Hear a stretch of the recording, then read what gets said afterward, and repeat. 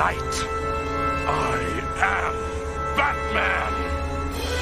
In particular, you'd like to talk about? Well, there was one guy up in the Yeshu Valley a few months ago, a real nice kid from Kentucky. Mine took off both his legs. He was so calm about it. He just looked up at me and he said, "Sir, I'm going to die, ain't I?" I guess you have to encourage them. Couldn't do it. Kid had these bright green eyes. They were so clean. They were the kind of eyes you just can't lie to. Okay. Professor Riley had each of his pre-med students go alone in the middle of the night to the eye bank. You know, where they keep the entire eyeball intact with all its components. The... optic nerve? Yeah. And the... ganglia? Yeah. And the... cornea? Yeah. In a big... refrigerator? Back into their hole. You had quite an afternoon. I'd call it a good start. I eliminated organized crime in the city's north end, reforested a wildfire area, and stopped 37 crimes in progress. What did you do today? I, wrote a headline about what you did today. I understand how you feel. Do you? I wouldn't like it either if an alien with superpowers came to Earth to do my job. That makes me feel a lot better. Look, we still don't fully understand these powers. There could be side effects. It isn't human. Destroy it! Way ahead of you! Batmobile! Ignition!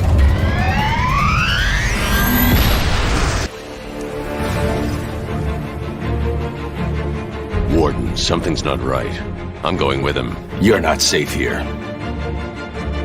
No one is. You're wrong, Raish. You've become what you've always fought against. And I will stop you. Gotham needs something more, something worse to defend her. She needs a new myth. A legend more powerful than I can be right now. A legend that can only rise from the ashes of the Batman. Do you want to know something funny? Even after everything you've done, I would have saved you. Where?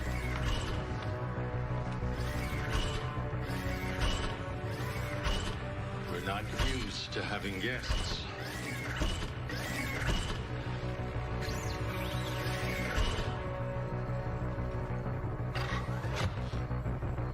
Kate. Is. What would I have to give to make you lift your spell on Diana? Well, now you're getting interesting.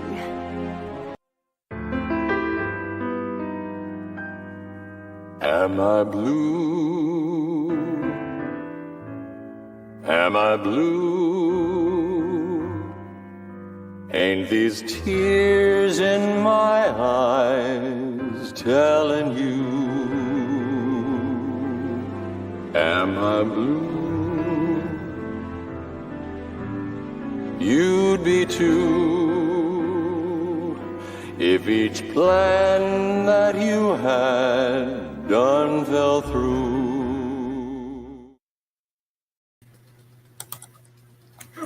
Oh. Hello, everyone. That's it? That's all you're going to stop with? And we're out of here. That was beautiful. Yeah, that was it. This is our tribute celebrating Kevin Conroy's life. There's a so it was really cool putting that together. I actually found, I guess, Kevin Conroy's reel, like his acting reel. That was fascinating. I'd never seen any of that. Same. But yeah. There was some You ever saw stuff him that- singing Am I Blue? No, No, I've no, seen that but- one. Like, I think Yeah. Oh my anything God. that's Batman animated or video games and stuff, like I was aware of, except that the Suriname Batman and from Brave and the Bold. Yeah, I hadn't seen. I watched a lot of Brave and the Bold. I missed that one. But, Yeah, I haven't seen Brave and the Bold. It's one of my. I think it's on HBO. I'm probably gonna watch that soon. Yeah. But yeah, but the early live action stuff, I'd never seen any of that. So yeah, same. So I'll post a link to the full reel because it has like the names of like all the performances and where they're from. Remember that big white He, thing, the refrigerator? Yeah. he was also in Murphy Brown. Yeah. Oh wow. Yeah. We'll definitely talk about all that stuff in a second part of the show. But yeah, I just wanted to put something together. I'll upload that as well as a separate thing on the channel, so you guys can take a look. But let's do a little bit of housekeeping. So overnight we passed 1,000 subs. So, hell yeah! So thanks for everyone that subscribed, that watches live and watches later, and at some point watches the videos. We're very excited. We got a lot of fun things coming out for next year. But in the meanwhile, we will have an actual episode to celebrate. But Clay's not here. He's out becoming a mutant. But also we wanted to, make sure to take the time to do this. But yeah, we'll get around to celebration at some point for all that. And we'll have more cool stuff to celebrate. But yeah, let's get into it. I've been doing a lot of stuff in the past couple of weeks, and watching some really, really fun stuff. So I'll kick us off, and then we'll go around to you guys. Yeah, sounds good. I'll start off big. I watched Black Panther: Wakanda Forever. How was it last week? I'm so excited. Do you have plans to go this week or Josh? I really wanted to go on my birthday last Saturday, but I didn't really have time to get it ready. So, but I do want to go see it soon. Okay. Yeah. It is so much fun. I didn't even know, like, the movie's 2 hours and 40 minutes. Whoa! Wow. It didn't even feel that way. Really? That's awesome. Yeah, and that's usually one of my complaints, but the pacing of this movie was so good. Like all the sequences were leading up right into each other. Things were very interesting. Yeah, we got a non-spoiler review on the channel if you want to go check that out. So yeah, that was a lot of fun, and I made a few short videos about some of the stuff that I really liked about the movie. So yeah, I'm very excited. If I have time during the holidays, I'll probably go watch it again. I think it was that much fun that I'm debating. I'm still thinking about what my favorite Marvel stuff of the year is, and Werewolf by Night is definitely like cemented its place at the top. Yeah, but this might be a good number 2 thing. So we'll see. Maybe after another watch, it'll fight for contention of number 1. And it's Coogler again, right? Yeah, Ryan Coogler directed again.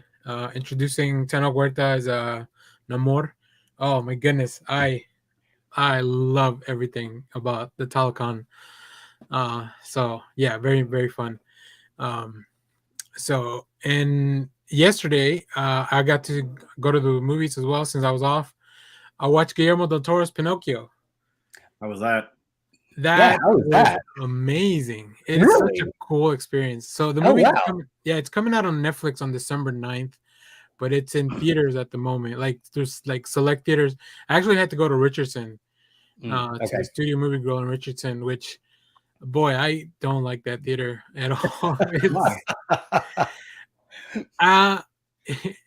Every time I walk into any of their theaters, my shoes get sticky to the floor. That's the main thing. Yeah, and it's been that way since it was a Regal, before it was a Studio Movie Grill.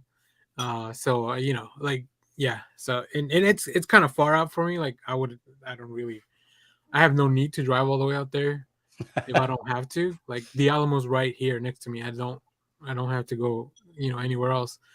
But the movie itself, it was so much fun. I forgot Ewan McGregor was voicing the cricket, which was a delightful surprise. There's a lot more music to it than I expected. Like there's like musical numbers and stuff, which... Wait, what? I can't even fathom Del Toro directing a musical. It's not a full musical, but there's definitely a lot more singing than I mean, I guess that's what a musical is, right? When they just break out into song for no reason. Yeah. So yeah, that was cool. And then the stop motion, like, it is, I don't know, like I've seen some behind the scenes stuff and like how painstakingly of an effort that is. So yeah, it is a lot of fun. I'll probably watch that again too once it hit Netflix in a couple weeks. Awesome. But Oh, I you're was glad. selling me on Pinocchio. You know, I think this Pinocchio movie has made all other Pinocchio movies obsolete, including the one that just came out I by was gonna Disney. say Tom Hanks is gonna run into your office there and beat the crap out of you. Look, So I'm sorry, Tom Hanks. I know you united us once you got COVID, and we were all like, "Oh shit, this is for real." right, yeah. If Tom and Rita can get it, we can all get exactly. Exactly. it. But yeah, I mean, and it's so I've never read the original material. But if is it a lot about fascism in Italy? Got me on that one. I don't know. That's a good question. Okay, I've flipped through the original book, but I haven't read you're a it. historian here, so I need maybe you might have some more context. But yeah, it was a really interesting. Ron Perlman's, of course, one of the voices in the movie because it's a Del Toro movie. It's Ron Perlman and Del Toro. So yeah, it's great. It's great. It's I'm interested to go back and watch the Disney animated one again, just to see like what kind of changes were made from this one to the other one, and then maybe find out. I don't want to read the original material, but I'm sure there's like a wiki out there. Yeah, for an it. audio book, probably free. I'm sure somebody made a nice video about it that I can watch in 10 minutes. But yeah, highly recommend that. Is it for kids? Let me see, because I know that's something that people ask now because my friends have children. I probably, if you watch the original, I mean the original is kind of dark too in a few places. Oh, gave me nightmares as a kid. This one's probably a little bit darker, for maybe not for small children, but I would say like PG for sure, maybe. I don't know what it's rated. I didn't even check since it didn't really affect me. But do you have to explain fascism to kids first? You know, I think it's important that kids know what fascism is and how bad it is. So maybe it's a good thing. I know there's a few interviews by Del Toro explaining why he went that route. So I need to go track those down. But yeah, this is. Somebody asked me if it's better than The Shape of Water, which is the movie that he won an award, the Oscar for a couple years ago. It just seems like apples and oranges, but okay. Yeah, I don't think it's a better film. I think. But because it's so different, but I think, but it's still really, really good. I mean, I don't know. I've yet to experience a Del Toro movie that I didn't enjoy. So, right. But I haven't watched his old one. I think it's called Kronos, like one of his first movies. Yeah, I've never seen that one either. Yeah. So I have it. I bought the Criterion because it was like on some sale. So I should watch it, but I haven't yet. And the last thing I'll talk about as far as movies. I also watched The Menu, which came out this week as well. Yeah, I just saw the trailer for that. How is it? It is so delightfully weird, and yeah, it is so cool. Like, such a really interesting concept. If you're somebody that enjoys watching like food, like food TV, like you know how things are prepared. Yeah, I think you'll be interested in this because it definitely incorporates a lot of that. But I really like the way they set it up. It's not really a horror, but it's more of a thriller, which is also really interesting.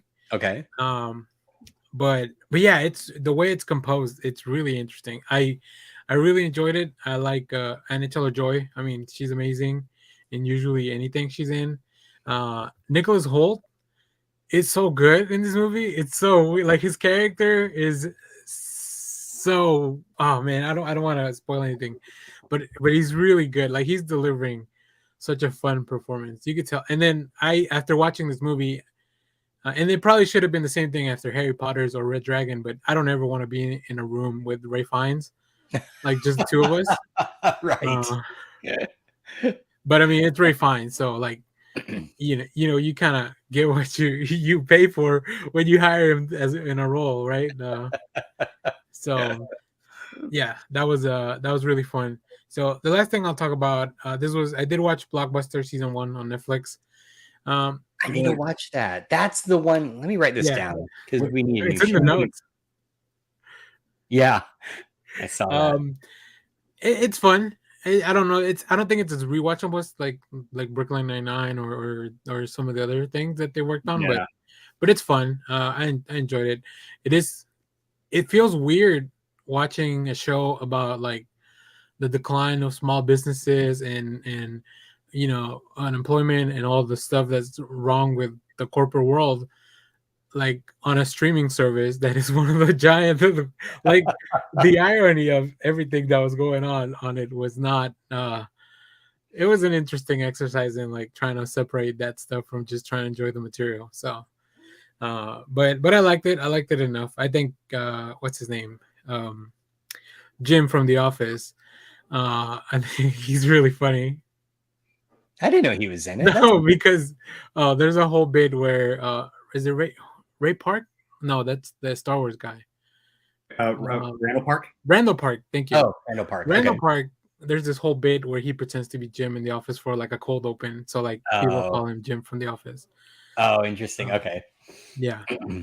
So yeah, I enjoyed it enough. I don't know if it'll come back, but Leonard Kim chiming in.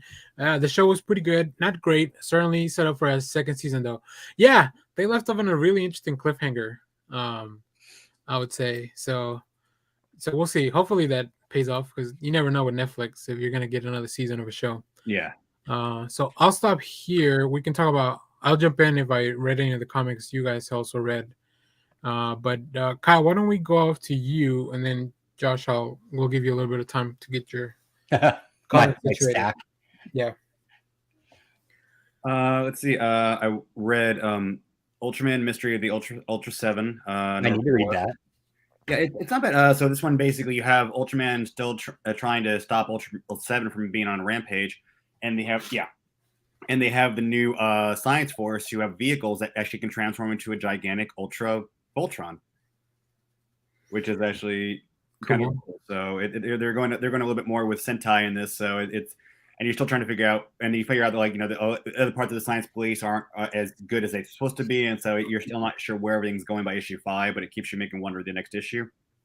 See, next I read Iron Man number 25. I think this is supposed to be the last issue of this run. It is. Yeah, it's supposed to be basically Iron Man Day, national, and I guess in some ways. I'm not sure if I missed it, but I think also maybe Tony's birthday, but basically it's Tony trying to go through and realize, it's like, do people really care? Are people really going to show up for Iron Man Day? He's flying over New York City, ends up going into a subway system and finds somebody is lying on the ground. He goes over and realizes the guy is, I guess, having a heart attack or something. He tries to revive him, thinks he's got him back up, takes him back to the hospital, waits at the hospital all day, even when other stuff's going on, and realizes the guy doesn't make it.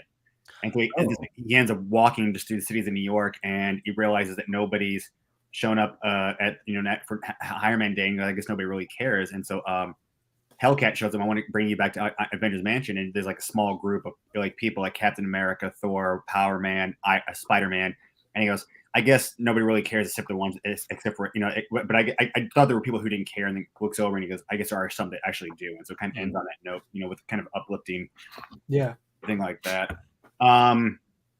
Next was Nightwing number 98, and this was great because this one is Batgirl and Nightwing previous issue are basically trying to keep a witness who they're going to use against the whole thing against Blockbuster, and they're at one of the safe houses Batman has around the the different many states, and they wake up and this taxi cab shows up, and it's the if you ever read the original Chuck Dixon line from like late 90s of Nightwing, there was another guy he was at this he was like this teen who really fell in love with Nightwing, wanted to become the next Nightwing, so he adopted the identity too.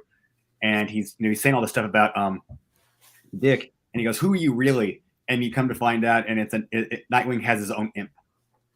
Oh, see, originally when the taxi cab shows up on the last episode, they left the cliffhanger that it was Rick Grayson, who whenever Nightwing lost his memory because the KGB shot him in the head. Yeah. And then so you're like, hold on a fucking second, because people hated that run of Nightwing. Oh yeah. So the fact that he shows up again, and I completely forgot that they had announced that they were going to introduce Nightmite, the imp from the 5th dimension. So I completely forgot about that.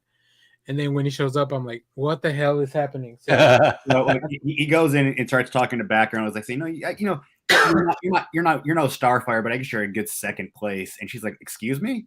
And That rough. that was funny because Yeah. of the yeah, all the Stargirl shippers with Nightwing are pretty upset. Starfire. Starfire, yeah, Starfire. Yeah, and then so basically, and you come to find out that basically, and then even so he brings it. He tries to get them to marry each other. Does like put them in a wedding gown. Brings everybody he knows. So there's Batman, Superman, everybody there. And Yeah. Batman's like, "What are we doing here?" It's like, "Oh my god, is that actually you?" He's like, "I can't believe you have your own might. You have your own imp." And you come to find out that basically, this Night Might is not like Mixie or he's not like Bat Might. He actually is a real good guy and is just trying to help out. And they end up leaving on a good note. But it's just. But it's this whole funny thing to find that Nightwing's just like every time he palms himself, going, "I can't believe I have my own imp to worry about." And so it's just like this. Yeah. What superhero doesn't? Are we going to find out like everybody has their own imp, in some form or fashion? So I mean, who do you think? I think a Green Lantern imp would be fun. Josh. I want an ambush bug imp. Oh boy, I'm sure there is one. I feel like Ambush Bug already kind of feels impish. Exactly. So take that and then raise it to like 11. Yeah. And then the last thing I read, and this one I was been looking for it after reading the last week or week before is Justice Society special. They announced that apparently there have been more from the 1940s. There had been more sidekicks that we just don't know about. Everybody's forgotten. So this one's called Stargirl: The Lost Children. And it's Red Arrow ends up showing up with and goes with Stargirl to find a Dynamite and to find out as he's looking for all this missing children. And they're trying to find out like who are these other like psychics we never found out about. And so they're like, oh my god, so it's going to be them trying to find out these missing Golden Age sidekicks that nobody remembers. Yeah, that was interesting. I like I saw I did a preview for it because I didn't get a chance to read it. But the art looked cool because of course you got to bring Todd Knock back to do Stargirl. Was it Todd Knock? I think it was Todd Knock. Yeah, and it really fits right with going back to that the 40s type of era in the DC universe. Yeah, the aesthetic really fits in well. So plus we're also doing teens, so we're getting Young Justice, the original Young Justice artists. So yeah, right. Yeah, that's the same team. So that's really cool. And the last book I read that we didn't talk about, but what do you call it? Kevin Smith has a new line of comics coming out through Dark Horse, and the first one, Quick Stop, Falcon fell in love with because it's basically it starts off at Chronic Con, and it's basically Holden talking with Alyssa, talking about his origin of how he came up with Bloodman and Chronic, and it's just a great fucking issue. Yeah, it's good, and it ends right at the moment that his appearance in Reboot occurs. Yeah. Like it's like that frame, and so. So is that guy supposed to be Ben Affleck? Yeah, that's Ben Affleck. That's Holden McNeil. That's his character. I haven't seen the Reboot or anything. So he comes back in Reboot as Holden. Gotcha. Okay, because but he also mentioned the fact that Alyssa's going to get their daughter, and that's when they show up with who's being played by Jason Mewes' daughter in Reboot. But that's I didn't catch it that was supposed to be at the actual thing. Okay. Yeah. Oh, that's cool. Yeah, that's it. Because we talked about it. I think the week that you weren't here, Kyle, I talked about because I did read it. Okay. But because I don't have as much, I'm not as deep into the whole the Askew-verse. Askew-verse as you guys. I might have missed some stuff. Like today on Twitter, I was asking. Kevin Smith put out a poster because they're doing like this Zack and Mary. The marathon, and they have numbers on their. Here, let me show you guys. They have numbers on their thing. So obviously the 69 reference pretty easy, but then you guys can't see it. There we go. So he's wearing a 37. Yeah. So I responded to the tweet like, does the 37 mean anything? And somebody gave me the answer. Yes. The 37. Oh my god. My girlfriend said 37 days in a row. So he was Smith was in town last weekend. Oh, he was? Yeah. They did the screening of Clerks 3 at Texas Theater. Damn it. I missed that. Yeah, and then they did, I think, Getting Old afterwards. But Mark Walters, they did 2 showings apparently, but Mark Walters ended up doing security for him at the theater. Oh, nice. Yeah. So I knew there was something to that. So I put it out there and I was not disappointed with the answer. So cool. Yeah, those are fun. I think, although, I mean, they get really meta, but I think I enjoy that about Kevin Smith. Yeah. He's now kind of a character. So I still need to watch. He put out a video for Kevin Conroy, and then he also put out a Wakanda Forever talk with Mark. So I need to go listen to both of those. All right, Josh. Oh, sorry, Kyle. Was that it? That's it for me. All right, Josh. We've given you enough time. I'm good. Yeah, I haven't really been watching much. I guess I'll just briefly mention our dinner time show is randomly the 2017 show Ghosted with Adam Scott and Craig Thompson. Oh, okay, yeah. I really enjoy that show. I don't think enough people watched it. Yeah, well, it's kind of weird because it expires on Hulu in like 8 days. We're trying to blow through it before it expires, but it's very clear we just hit what must have been the mid-season like comeback. Okay. And the show takes a massive turn. Like it goes from being this like monster of the week show to this like conspiracy show. And it's the sort of thing where like the pacing of it after it takes that turn is kind of bad. Yeah. But every episode ends on such a great cliffhanger that we're compelled to keep watching it. So I don't know. We're gonna get through it, but it's really odd. That said, Adam Scott and Craig Thompson's like the way they interact is just amazing. It's really good. They have such a great rapport together. Agreed. But other than that, I'm way behind on my comics. I'll show you what I've read, and then briefly flash what I still need to read. In no particular order. Let's see. I read Captain America: Sentinel of Liberty, which wraps up. It wraps up this storyline and sets up the next one, which will pick up in. I have it here. Where did I put it? I have it here. Here we go. Picks up. Yeah. Oh, you got that cover. I got this one. Yeah. So here. Which I really. Here's the thing. I really waffled on getting this or not because I kind of hate it when they put out a special issue that you're kind of forced to read. But I went ahead and got it because I'm kind of invested in this series. I want to know what's going on. Let me tell you why they did that. Okay. And I'm living proof of it. I'm behind on Sentinel of Liberty. Oh, okay. But I read this. All right. Because it doesn't. I don't think it spoils anything from the previous arc, but it does set up the next thing. And I'm really invested into like this whole cabal of beings and the game and all that. I did read that. Yeah, it was cool, and I love the Winter Soldier. So I mean, I'll check out pretty much anything with the Winter Soldier in the first issue. I'm not sure how to feel about the ending of that.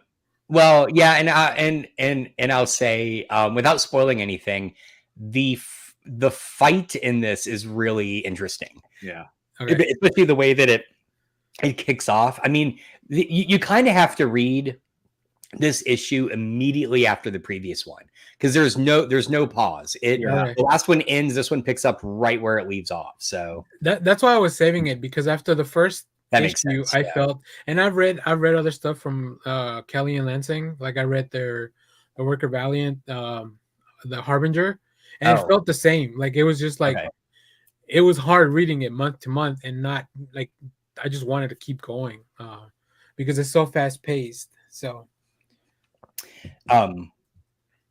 then I also I'm kind of doing these in order of like good to gooder. Yes. Oh, I thought you were gonna say good to bad. I was like, no, good to gooder. It's been a solid 2 weeks so far. Continuing to love Heart Eyes. I don't know why nobody else is reading this damn book. It's so good. This is the kind of thing I read this and I got done. And in my brain, I'm like, so much has happened. This must be like issue 5. And I'm like, issue 3? Holy crap. Like, how much crap are they fitting into this series? Yeah. It's a lot. It's really good. If you can read the first 2 issues and not be hooked, I don't know what else to give you, right?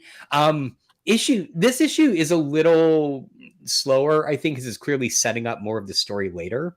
Yep. And I'm being intentionally vague because I don't want to spoil anything. But I mean, It's so good. The art is good. The writing is good. It's a really interesting story and a really interesting main character. So anyway, highly recommend Hard Eyes. How do I want to do this? From this, I think this week, right? I read New Golden Age #1, which I'm surprised Kyle didn't talk about. That was last week. That's was what last I week, was talking about. That's what I'm saying. Like, Stargirl leads in from that. Gotcha. Okay. All right. That's what I wondered because I almost picked up Stargirl. I had to get the Allred cover. So if you guys already talked about it, there's not much I can. I didn't talk about it. We weren't on last week, so we didn't really discuss it. Oh right. Okay. This was great. I really love this. I'm kind of a little burned out on Jeff Johns lately, but I felt like this was a fairly compelling story. What I find interesting is these plot lines running through DC lately. Like I'm thinking of Superman Space Age, right? And this one as well, where they're kind of riffing on the past of DC's storytelling by murdering everyone, right? And it just like, it's really dark. But the one thing this also does well is there are different artists for different universes and time periods, and that worked really well. I thought so. I also really liked in the back they had these old style DC universe character. What were these in Showcase? What were these in? Kyle, do you remember? What or were these for the DC role playing game?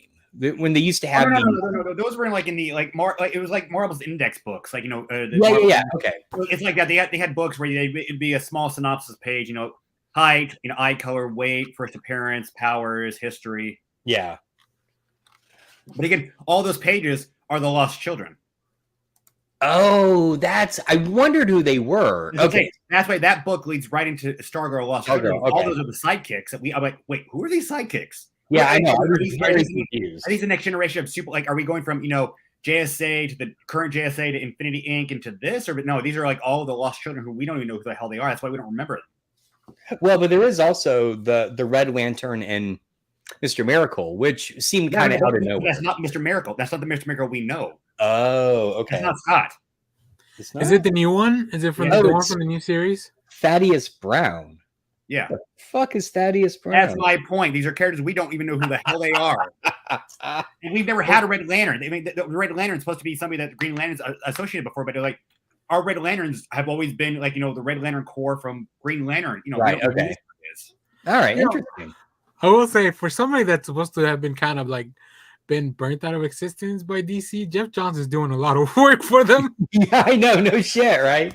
I mean, I had that same thought.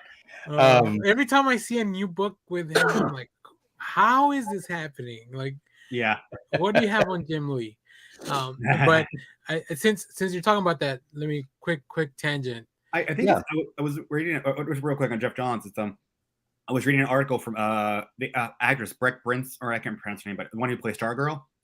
And apparently she was saying that apparently Jeff Johns actually had the original story of Stargirl, the TV series, to be a trilogy. So that's why they've actually shot two different endings. One for if it was to end, and one if they were going to get continue to season 4. So I'm interested to see how this goes. Shout out to Clay. Clay watching live. That's right. Numbers up. He is ready to teach America's youth. That's right. Lead him down the right path. But you have to pronounce it Ute. Ute. What's a Ute? Thank you, Fred Gwynn. You're welcome. Well, since Clay's not in the chat, he'll love this. Wait, he's not in the chat or is in the chat? He is in the chat. He is. DC announced that for 2023, they are reforging the hero universe one at a time,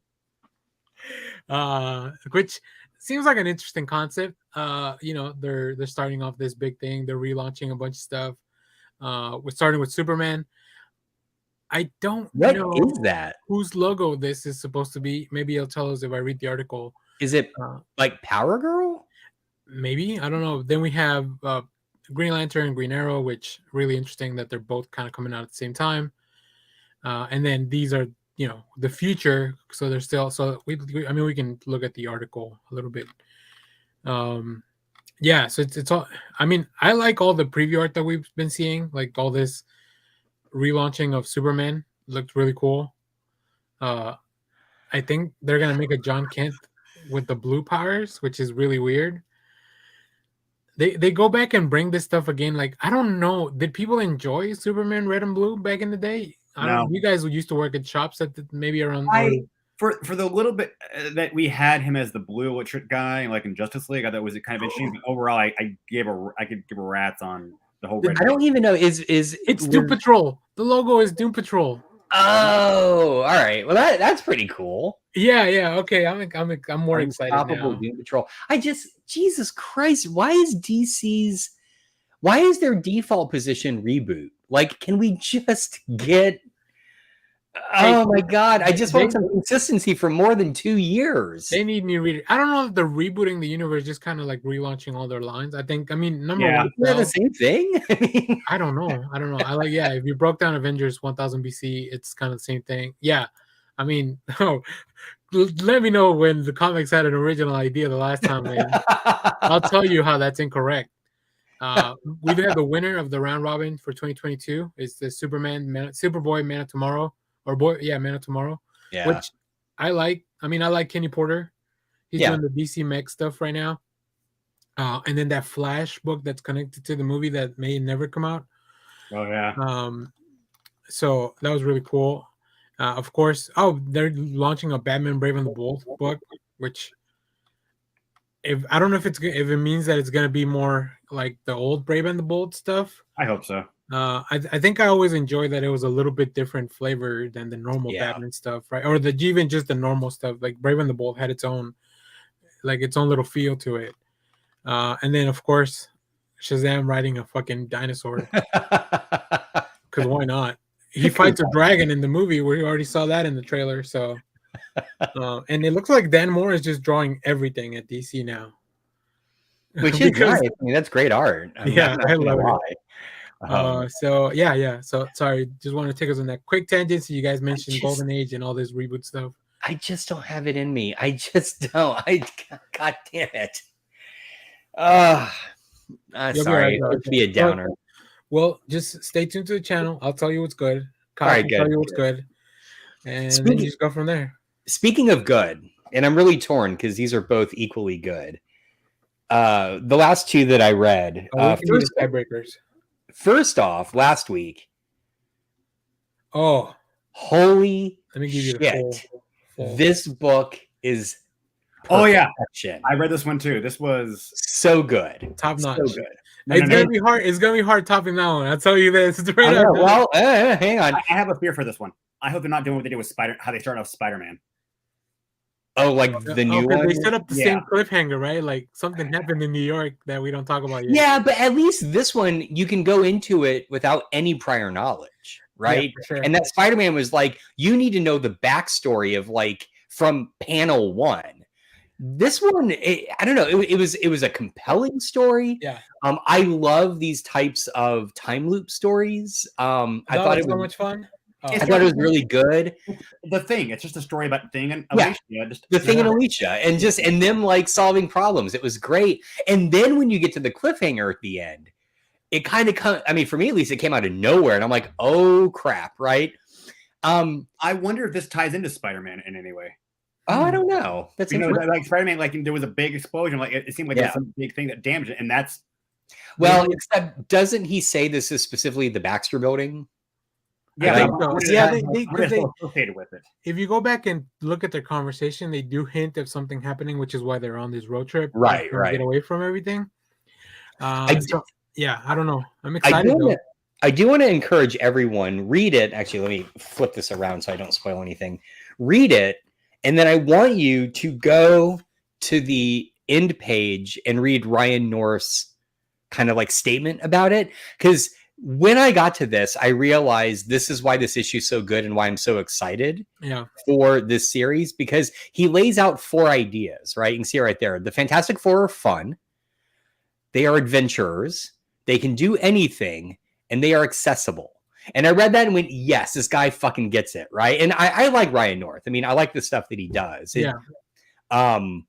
But just reading this, it feels so different than when you think of like the Hickman run, right? Which is incredibly high-minded and is good. Don't get me wrong. But I read this and I felt like, yes, this is kind of what FF needs right now, right? They need just a fun book you can hand anyone. I could hand this to a kid, and I think they would find it interesting. Maybe that's why I've never felt like any of the Fantastic Four runs that I've tried are any fun, and why I think they're boring. Right. Yeah. But this one, I mean, at least this one, I love Twilight Zone type of stuff. So this one definitely felt. That's a great comparison. I hadn't even thought about that. Yeah. So yeah, I mean, if it was just like little vignettes like this too, I would pick it up. I don't need all the.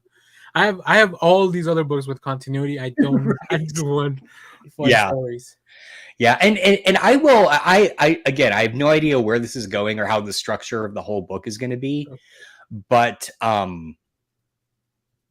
whatever happens, I would almost say this is a perfect first issue, right? We don't talk about the Ultimate Universe. Yeah, no, that's true. That's true, Clay. You could. You could, but you shouldn't. Well, I would say the key difference is this: Ultimate FF is about retelling the Fantastic Four's origin for a new generation, right? Updating it, modernizing it. This is just Fantastic Four, right? I mean, it's just like, it's not retelling you anything. It's just taking these characters and running with them. So, yeah. But almost equally as good, and I'm going to give a huge warning here, not a spoiler, but a warning. Murder World Avengers, I had no fucking clue what I was getting into. And I don't know if maybe I missed exactly how this was advertised, but I thought it was going to be like the Avengers in Murder World, and that is not what it is. That is not what the kid. What exactly is this? But I wanted to read this one, but I haven't yet. Okay, so go ahead. I was gonna say, go ahead, Danny. Have you seen Squid Game? That's basically it. Yeah, it's Arcade. The World's Deadliest Hunt. What that story? Yeah, so I think there's a little blurb at the beginning by the credits, Josh. Like it just explains what they're 200 people in the contest or something. Like it's in the credit page.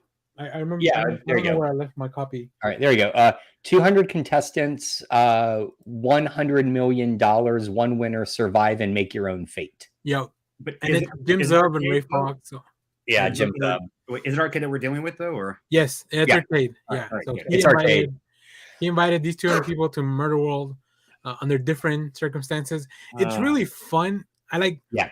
Other than Arcade, I don't think I knew anyone that was in that book until maybe like the last few pages, and even then, things are not what they seem to be. No, exactly. Yeah. So the reason, and I would say this: if you plan on reading it, do not look up anything about it. Just go get it and read it cold, because even if you see what the future issues are going to be, it will spoil it for you. So just go read it cold. Now, don't do what I did. This is my warning to everyone. I'm not going to blame Marvel for this. This is my fault. I have a habit that when I get my new comics, I pull out all the Marvel ones so I can peel off the digital code. Oh yeah. And just enter them in all at one time before I read them. Don't do that with this one, because the page facing the one where the digital code is a massive spoiler. It will ruin the issue for you. And so I saw it and I was like, oh, that's interesting. And then as I'm reading the book, I'm like, oh, God damn it. I know it's going to happen now. And if I hadn't known that, it would have been an amazing twist. Yeah. So just go buy it, open to the first page, and just start reading. Don't do anything else with it. Yeah. It's great. It is a lot of fun. I was really, really impressed. So yeah, I would say I would give the win to Murder World, because I know that's like 5 or 6 issues. It's a mini series. Yeah. So I can more easily hand that off to someone and not have them do like a big commitment or staying into like this Fantastic Four long-term series. But I enjoyed both the same. I read them on separate weeks, so I don't have to put them up, because last week I did a short video where I call it the comic dive, where I talk about like 4 books.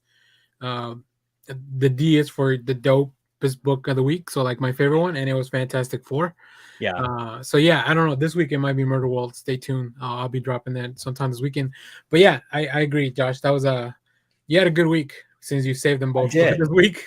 I did. And here, I'll really briefly show what else I Sure. have to read. I still have to read issue 4 of Love Everlasting. And Danny, you're reading this, right?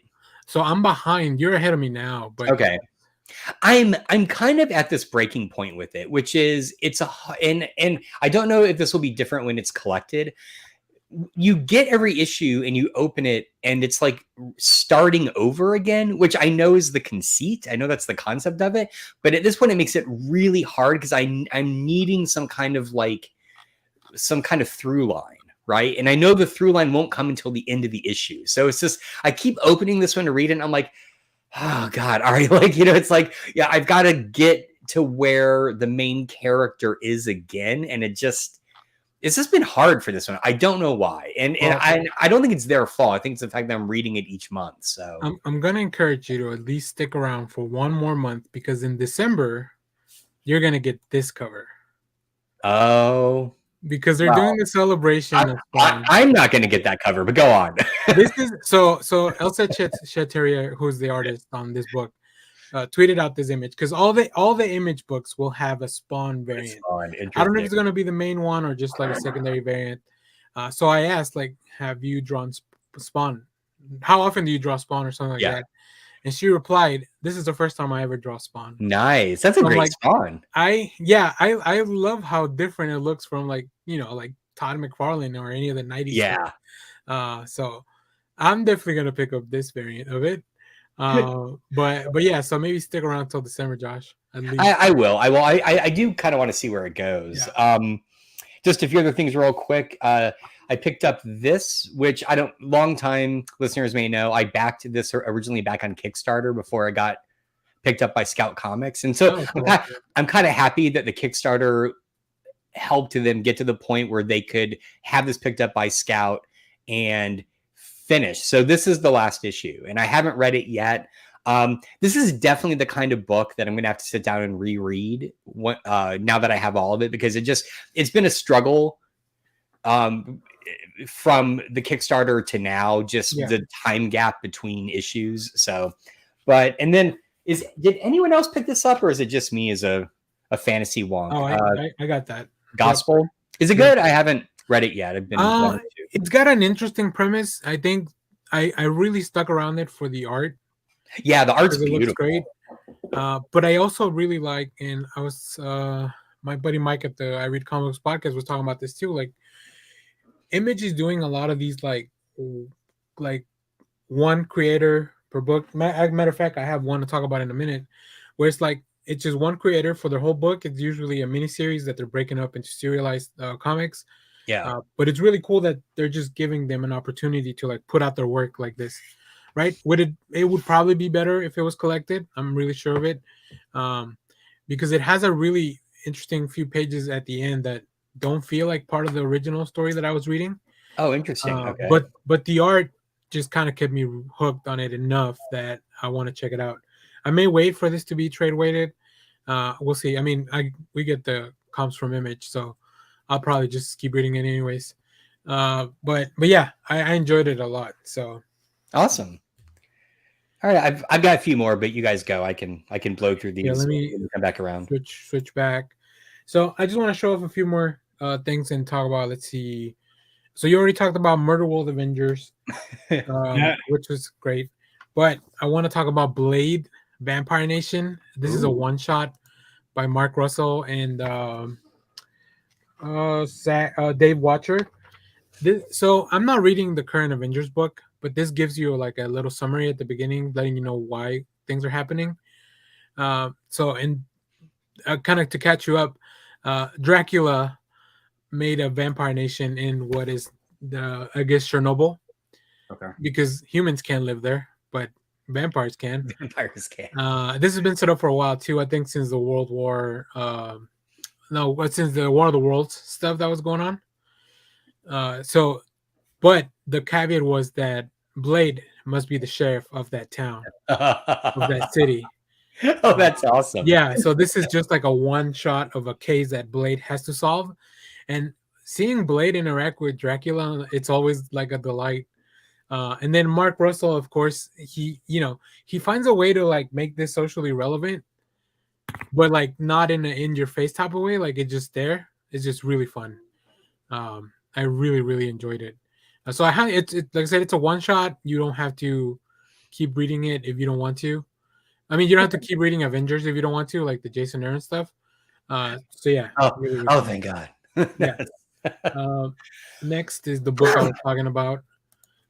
This is Chroma. Oh, This is wow. by Lorenzo De Felici, who was the artist on what's it called? Oblivion Song, the Robert Kirkman book. Oh, okay. It's really cool. Like, talk about some beautiful art. I don't even want to open it that much because, like, Oh, wow. But the book is about like there's a lot of themes with color, so it's actually very monotone. All the other colors, it just is Oh, the opening pages, and there's splashes of color all throughout. It's a really interesting concept. I really enjoyed it, but I think also this one will read better as a trade. Yeah. Just because of the nature of serialized comics. But really cool. And of course, it was a Batman One Bad Day this week, so I had to pick it up. Okay, how are these? Because I've been reluctant to get any of them except the Riddler one. Okay, so I think I've said it before. The Riddler one is probably my favorite single issue this year. Okay. The one with the Penguin was also really good. This one's fun. Gary Duggan is doing some really fun stuff. If you're enjoying the X-Men stuff that he's doing, I mean, this isn't anything like X-Men, but just the fact that you think these are all about maybe finding some redeeming qualities in some of these people, but sometimes they're not. Interesting. And then Mr. Freeze might be one of those that maybe there are no redeeming qualities in Interesting. Okay. That's fascinating. So yeah, it's really cool. And then Matteo Scalera is doing art, which I mean, it's Matteo Scalera. So yeah, that was really really fun. Let's see. I think that's all I had as far as comics that I read. I do want to show you guys some stuff that I picked up because I'm very financially responsible. This is the Die hardcover. Oh my God! Wow. Karen Gillan, Stephanie Hans. I haven't even taken out of the shrink wrap. But Titan Comics had one, and I just love this series so much. It's so depressing. Well, I love it, and the fact that it's a interesting and beautiful work, not that it makes me feel good feelings. But I can't wait for the RPG to come out from the Kickstarter. I know that's going to be really cool. So, yeah. And then yesterday, the last thing I'll show you guys.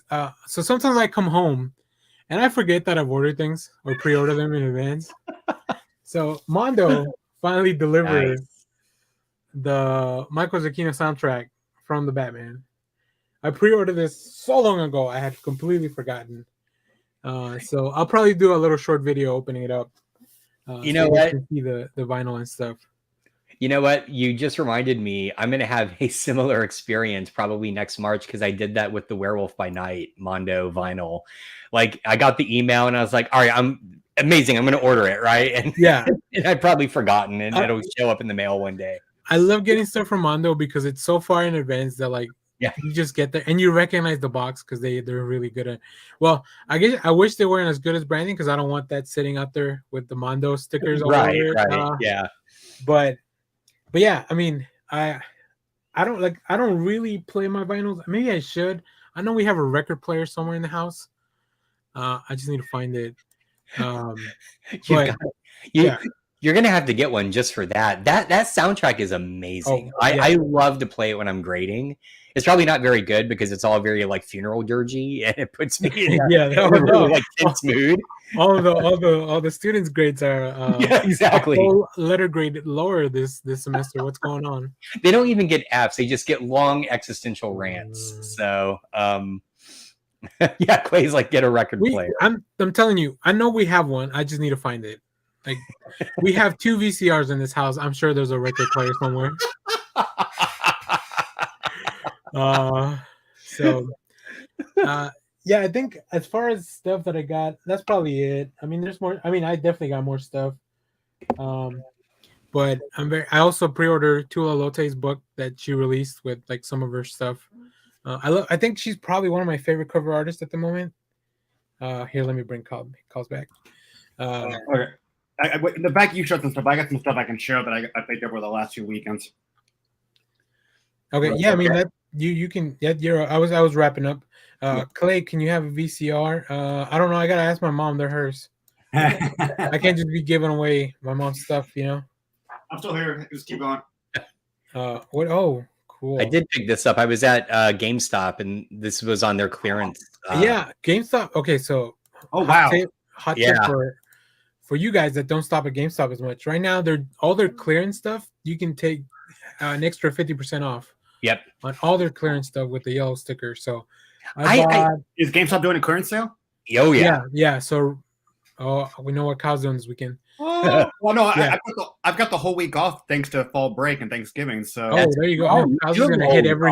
Kyle's gonna hit every GameStop in the deal. No, I'm just gonna look around. I'm very specific on what I buy, but the fact of it's that cheap. There was some cool shit. There was like Batman statues on the clearance sale for half off. I mean, there's a lot of Star Wars figures, a lot of props, a lot of like the multiverse, the McFarlane figures, which normally they're like $30, but then they already have them on clearance like 20 to 25, and then plus the extra 50% off, you can end up getting out of there. I think I bought maybe I didn't buy it. It was like a Batman with from that story the winter story that came out at the end of last year, Endless Winter. Oh yeah. Okay. So he's wearing like his whole park and everything for like $10 or something. Yeah, I got that Hydra Stomper for like $3. Yeah, so, I was like, well, all right, you know. You ain't gotta tell me twice, right? And then they have a lot of games too. Like I'm not a video game person, but if you like video games, they have a lot of video games on clearance. Okay, I'll have to check that out. So yeah. Was it last weekend? Apparently there is a toy store up in Allen called Fan Fortress, and it's the secondary location for a toy store that's in Tulsa. So they have an Allen location. Oh, and they were having a basically $10 sale on surplus stuff. So like all their like Star Wars, Reaction, Transformers were like we did $10 or $15 were on discount. So I ended up picking up and found this. I'm glad I waited, but getting the Genus Fell. Oh, so nice. Cool. $10. What does it make? What's the piece for? It makes the Sentry, the Kree Sentry. Okay, cool. And then I also ended up picking up Obi-Wan Kenobi, the more specialized figure from the Obi-Wan series, and then decided to get this. It's one of those Marvel. Every time I see those, all they ever have are the Human Torch, and I want the Thing. I got the Thing. Nice. And then Sunday, apparently this happens once a month. There's a toy store, a toy show that happens the third Sunday every month called Dirty Something in the Attic, and it's like an old, like almost bizarre. But anyway, this took place at like an Assembly of God church in their gym, and you watch it, and it's like just all these tables of this like old toy shows. And I ended up finding this is the one I've been wanting, Masterpiece Transformers Tracks. Sucker goes for like $108. The guy was selling it for $35. Damn. Wow. That's cool. Yeah, and then yesterday I was up. This past Wednesday I was up at Half Price Books. Ended up getting Sugar Bear Pop. Nice. Josh has to know who this is. Oh yeah, of course. It's I've got the jingle stuck in my head now. And then apparently the weekend before, I ended up going to Awesome Comic, which is up at Royal and Adelia, or Skillman. I think it's Royal and the Skillman. And what I like going there because they have a whole bunch of just like $1 and $2 boxes of books, and picking up just a whole bunch of old comic books. I got a couple of Guy Gardner's, Saga of Crystal. This was a character or toy line back in the 80s. Ended up getting an issue of Further Adventures of Indiana Jones. James Bond Jr. #1. Oh my God. 2 issues of the A-Team. I had that. I had both those issues of the A-Team as a kid. Peter Parker, Spectacular Spider-Man issue. I remember having this one as a kid. And then another line of comic books I'm looking to collect, but only the versions that say. But I'm Classic X-Men. Oh, I love those. Yeah, Classic X-Men. When they went to X-Men Classic, that's where I'm stopping. I just want to do when it's Classic X-Men, just so I can put that on. And then a friend got me this. This is badass. Ended up giving me this as a late birthday gift. The trade paperback for The Last Ronin. Yo, ooh, nice. That's nice because those sold out everywhere. I had never read this previously, so I didn't know which one of the Turtles was The Last Ronin. And this book is fucking phenomenal. Yeah. Holy crap. I love it. I love that book. That was great. He found it by random. It's one of those things like on the website. Sometimes things will pop up. Yep. And he's gotten very lucky for me. Like you might want this for a gift for a friend. He goes, "Oh my god!" So yeah, he ended up getting this for me, and I was like, "Are you shitting me?" Hey, you know what, nerds? Check this out. Yeah. Oh my god! So Very cool. Yeah, that's I mean, IDW's been doing some really nice hardcovers for their Ninja Turtles collections. Well, not even that. Like I told you, is I'm looking forward to continue reading their new like the Star Trek line with Cisco. I mean that last issue just I'm like, oh please let this be something good. Yeah, very cool. All right, cool. I think that's everyone stuff right for now. Here, I'll just really quickly show. I got four more I picked up this week. So Wakanda #2, I still have to read. Cool. That one's about M'Baku. I think I saw M'Baku on the cover. I believe so. Yeah. Okay. Cool. Yeah. And then Immortal Red Sonja, I'm still reading. Oh, okay. Because I'm reading Unbreakable Red Sonja, which comes out next week, the next issue. Right. Is there a difference with that one, or? Yeah, they're completely different stories. So Immortal is her younger, and she's she's wearing this cursed armor, and yeah, it's cool. It's fun. I'm still reading. We'll see how much longer. Frankenstein New World. I think there's only 2 more left, right? After this one. Oh, really? Okay. I think it's a mini series. This is the thing I hate is I kind of wish they would, if it is a mini series, just list it on the cover, right? So, but is that Mike Mignola? It's based. So the cover is, but it's based from the world of Hellboy. It's actually. Well, no, he did work on the script. It's him, Christopher Golden, Thomas Snigasky. We talk about this all the time because my buddy Nick reads a lot of these Dark Horse titles, and he said he heard on an interview, like Mignola is very straightforward about this. Like sometimes they'll just like call him up and tell him like, "Hey, this is what we're doing. Like, what do you think?" And then he'll be like, "Okay." Like he just a lot of these when it says script by Mignola, I don't know about this specific one, but a lot of these are just like he gives his blessing because I guess they're using his characters and wants to they run the story by him, but he wants to make sure that the creators that are working on it really get the credit for this stuff because they're the ones working on it. Well, and it says something that he's created a universe that a lot of other creators want to play in. Right. Yeah. So, he's not a George Lucas. He doesn't have to have like direct control over everything. And I think that's great. So, and then finally, again, I'm reading more Jeff Johns than I expected. Junkyard Joe. Oops. Issue 2.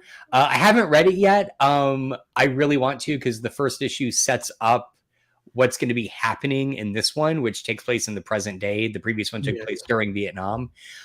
Anyway, so I'm kind of intrigued. I mean, it's him and Gary Frank. I can't turn down Gary Frank art. So anyway, but that's it.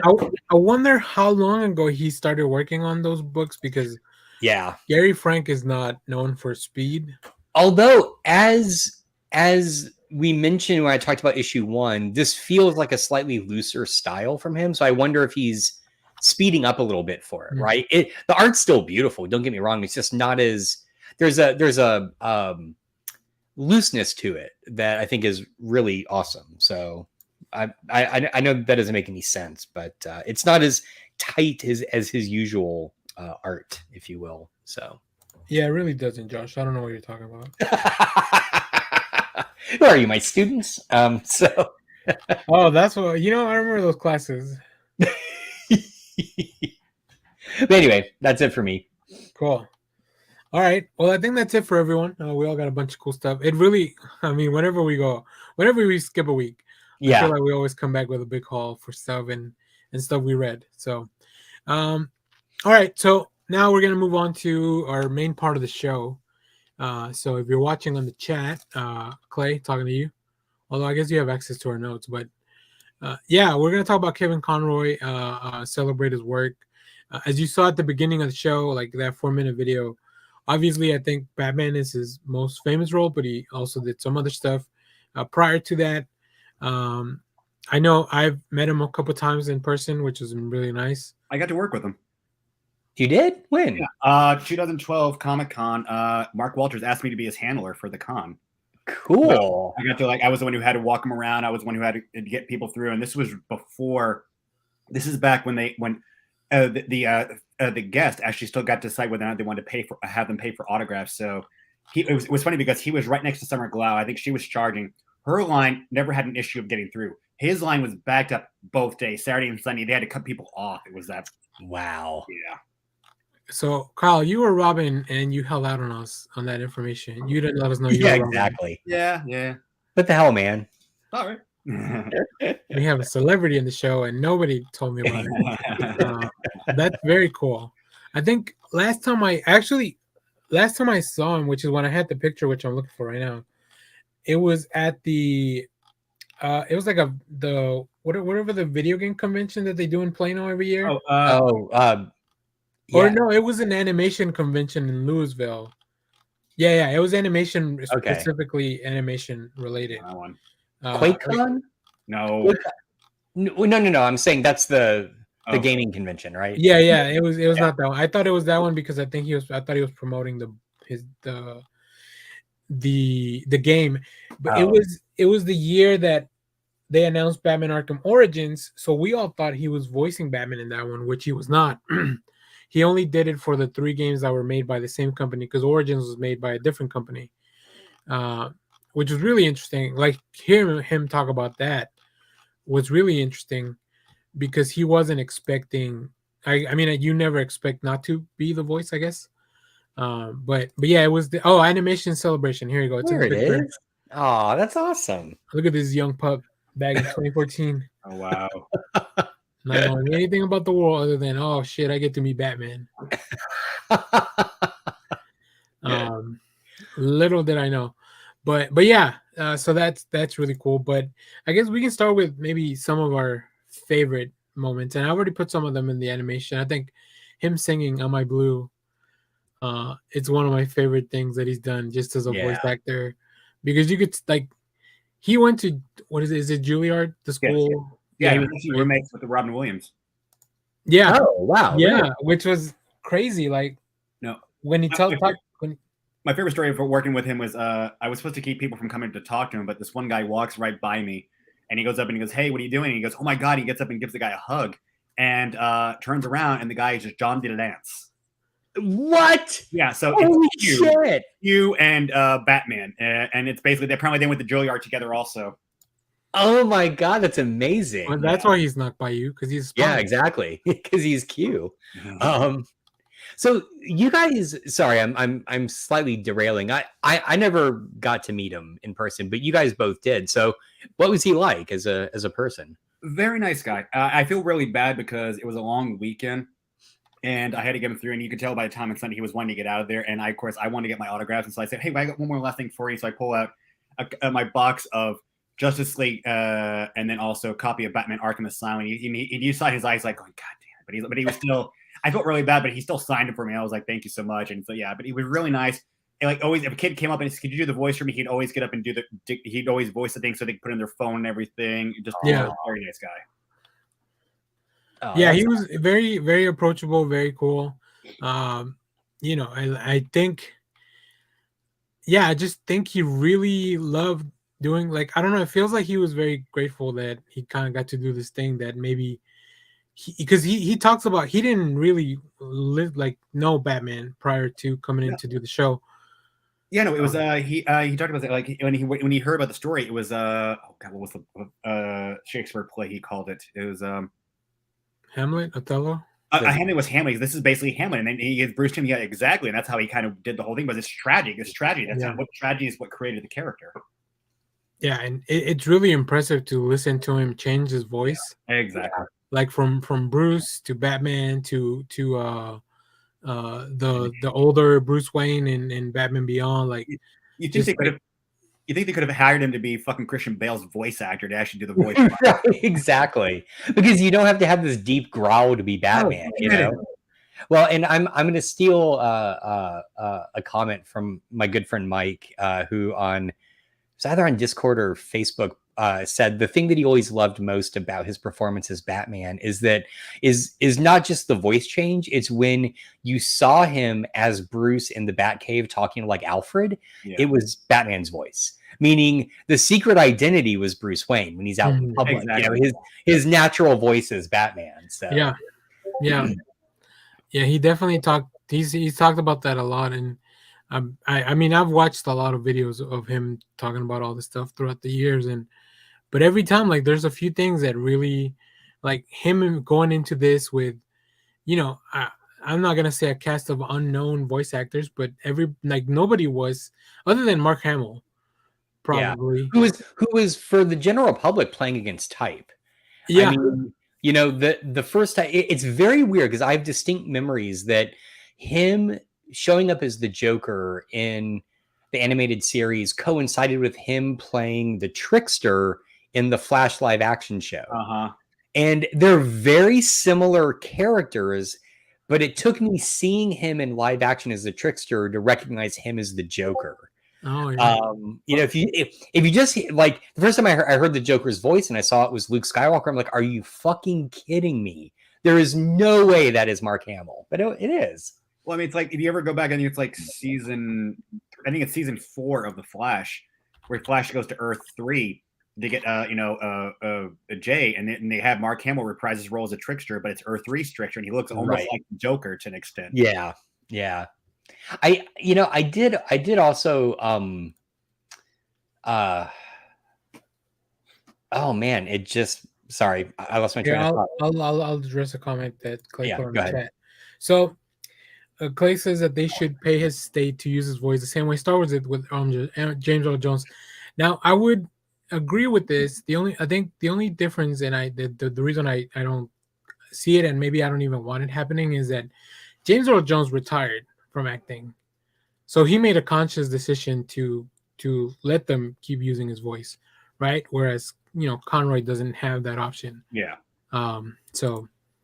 But they could make a canon that, I mean, it's.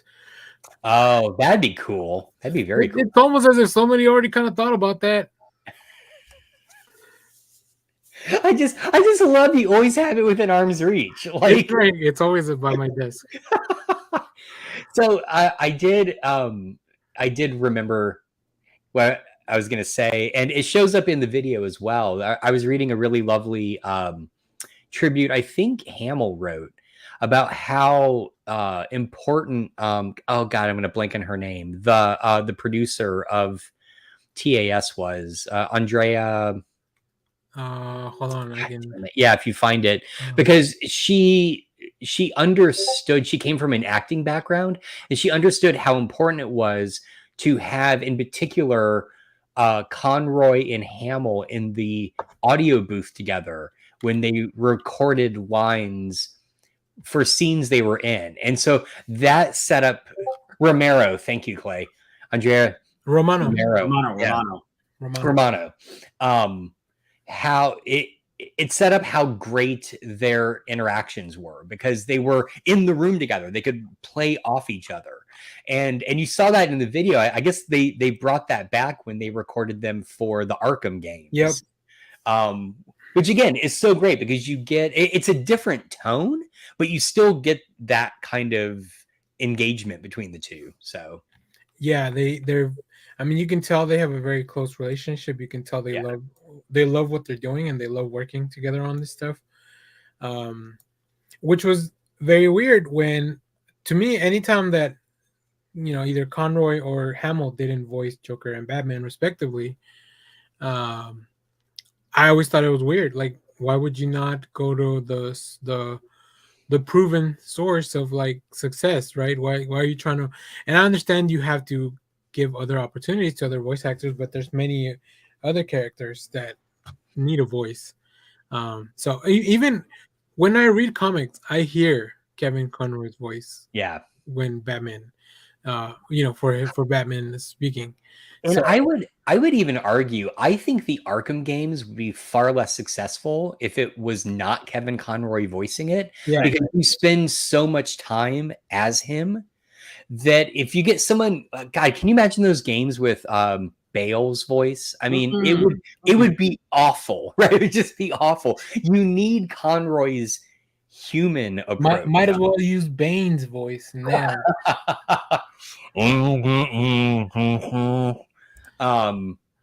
Thank you, Greg. Thank you, Greg. I will say I did think it was successful when Diedrich Bader was brought in for Brave and the Bold. Yes. And I don't know why, but there's something very Silver Agey about his voice, and it fits so well with the campiness of that show. That said, Conroy still could have pulled that off. So. That's why I brought that clip specifically of both of them in. When I was going through the credit through his IMDb, and I saw that first of all, I mean, Batman Serenor is like a deep cut already. So right. Yeah, so I mean that was really cool. I have his IMDb open, so let's talk about some of the stuff that's not Batman, because I think Batman's definitely for the past 30 or so years, 30 years this year actually. So some of the things that jump out at me that I've actually heard of, he was in Matlock, and those are probably like some of these roles, like sometimes when you see somebody in Law and Order. And you're like, oh, it's that guy. It's that guy, yeah. I think these are kind of like that, where he was. It's like every actor, right? I feel like everyone in Hollywood has been on Law and Order at some point. Like I said, I think he was in Cheers. Weird. A couple of episodes. Really, he was more than one. Yeah, he played a character named Daryl Mead. I don't really watch or have watched a lot of Cheers, so I don't know. Growing up. Murphy Brown. One episode of Murphy Brown. Wow. 13 episodes of Rachel Gunn RN, which was a TV series from 1992. This is probably right before he hit Batman. I mean, this is right before he started doing Batman stuff, right? Yeah, no, I was gonna say that is like probably the year, right? Yeah, 92 when it came out. Yeah. He was probably voicing in 91 when it got released, or was it 93 it got released? He was in a TV movie adaptation of A Midnight Summer Dream as Lysander. Not surprised. Oh wow! Which I mean, that was his bread and butter up until being Batman, I think. Right. Like all that type of stuff. So yeah, a lot of TV series, a lot of TV movies prior to that. So I'm glad he did get to eventually have a theatrical release, even if it's just his voice acting with the Mask of the Phantasm. Oh, good. Still, I would say in the top 3 Batman films. A lot of people have this movie as the best Batman movie like ever made for anything, really. Yeah, that might be right. Yeah. Be right. I won't argue with it too much. But yeah, then we hit Batman the Animated Series, which he did 85 episodes of. And then they did the New Adventures of Batman, which was kind of really the continuation of that for another 24 episodes. Only 24? Yeah, it feels like there was more, right? I think because the character kept moving through the different animated stuff that DC was making, exactly. It feels like so much more. I only question that because if we're going because the New Adventures is when he changed, when the art sort of changed, his costume changed, and that's why when they brought in Superman, there's definitely more than 24 episodes of Superman animated series. That's why I wonder about that. Well, he was in 5 episodes of Superman the Animated Series, so maybe with the crossovers and all that, yeah. But I also and I have a memory from that time. It never felt like, to me at least, like the transition from TAS to the New Adventures felt very vague, right? It was just suddenly, it was like, because at least where I was at, it was on at the same time. Yeah. Right. And so it just suddenly felt like one day we got more Robin, and a new intro. You could tell the designs. I mean, the designs. Yeah, that's Joker. I didn't really like the second design of Joker as much as the first one. Yeah, his dark eyes. I couldn't deal with the dark eyes. I like him with the white, normal. Well, and then the dark lips. Yeah. It was a very different. Like so, and then I think his nose was very different too.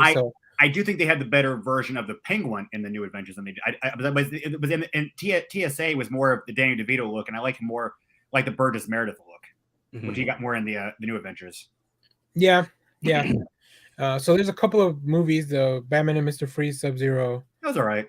The Batman Superman TV movie, The World's Finest, which I really love that first interaction of like when they meet each other. when they kind of figure out who each other is. Obviously, Right. Superman very easily does it with the X-ray vision. He goes, "We're peeking," and then you find out later he has a bat tracer on his costume, and it's just oh my god. So in between that stuff, he also voiced Hardman for the Real Adventures of Johnny Quest for one episode. If you guys have seen that, yeah, I've never watched that show. Well, maybe I have. I'm sure it was on Cartoon Network. That's the reboot from like the mid '90s, right? So it's not the one that was on Cartoon Network or Boomerang all the time, I guess. Then I don't know. It was probably the one where Rob Paulsen ended up voicing Haji. Oh, okay. No, yeah, I guess with this one they're a little bit older, right? Yeah, that's what I remember. They aged him up a bit, so. And then of course we move on to Batman Beyond, where he voices the older Bruce Wayne, which I mean, and the cool thing about these voice actors, I mean, it's cool, but maybe kind of a cheat by the studio. They voiced more than just their character. A lot of these people, right? They would voice like henchmen or background people or like one-off characters. I want to throw something out there. Like, we were talking about, like, there was the episode of Brave and the Bold where we have Kevin Conroy voice a Batman in there. But let's go right back to animated series where I'm going to go right to the Grey Ghost episode. Oh, yeah. Where you have Adam West voicing Adam West, yeah. Oh, my God. I think that's also a lot of people's favorite or one of their favorite episodes from that. I'm sure we should probably do a Batman the Animated Series, like, favorite episodes thing, like, next year. That'd be awesome. I'm in. Because it'd be nice first of all, it'd be nice to go back and rewatch. I know HBO has the series, like they remastered it. So it'd be cool. Let's see. Oh, Clay says Great Ghost is great, but maybe not a top 5. Oh, okay. So we do have a show there. Oh, wow. Okay.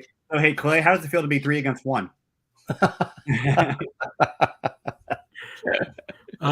Let's see. And then we get into a lot of the video games. And I think what people don't realize is that video game work is a lot more intensive on the voice actors than just the animated stuff, because they have to, there's so many like voices and noise commands and voice, like every little grunt and thing that your character's doing, they record it.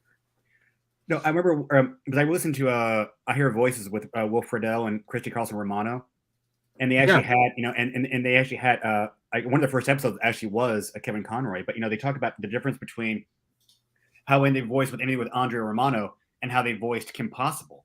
And the thing with Kim Possible was they're not in the same room. Like they voiced individually. With Romano and all the stuff with Batman and TNG, they were all almost in the same room, so you're acting off each other. It's almost like a stage play instead of actually having to record and just kind of send your stuff in. So it's like it's a lot more fun that way, because you're actually able to play off and you learn more from them, each other's character, based on it. All right, Clay says he'll drop great stories to bump down great ghosts like Mr. Freeze. As I'm thinking back, I'm with Clay on this one. I mean, it may be like number 6, but I can conceive of 5 better episodes. So. Save it for the show, guys. You're talking about the guy who defended fucking 0 Hour. I'm going to fucking defend Grey Ghost as one of the top 5. Bring it. Oh man, I think I need to upload that 0 Hour to the channel. I don't think that's I'm not sure that defense is as solid as you think it is, guys. I'm just saying you guys can bring it. I'm going to defend the Grey Ghost as top 5, not number 6. So you're in for a fight. And then we start getting into like the more expanded animated universe, where he voiced Batman in Static Shock when finally those characters. I love Static Shock. I grew up with Static Shock. Awesome. And when I didn't know that it was a milestone character, that they were from the comics. I just knew that Static Shock was cool. Yeah, I liked the characters, and it was superhero stuff that was new to me. So when Batman showed up, I was like, time out, hold on a second, what's fucking happening here? Right. Why are my worlds colliding? What is up? And then I finally learned that, this is all like DC stuff, like why did we ever get Static Shock in fucking Justice League? I mean, it was voiced by Phil Hartman, so it's not like they had to get a new voice actor. True. He did show up when they go to the future. Yeah, they did. Yeah, you're right. They did. Unlimited. Yeah. So I love seeing that. I think I'm sure they're working on a new animated Static Shock, if I'm not mistaken. Somebody let me know if I'm wrong. Then we move on to Justice League when, like I said, the world keep it. And as I'm watching how many episodes of this there are, and maybe he was only in 37 of Justice League, but I'm sure there's more. And then he was in 18 of Justice League Unlimited, which is where they went a little bit more broad with the superhero roster. So the main 7 were not in every episode. Yeah. Which I appreciate. I liked it. He even said I'm only a part timer. He even said that in like the first, the first part with the White Martians. Yeah, for sure. And then, like I said, there's a bunch of video games that I think I need to go back and play some of these other Batman video games.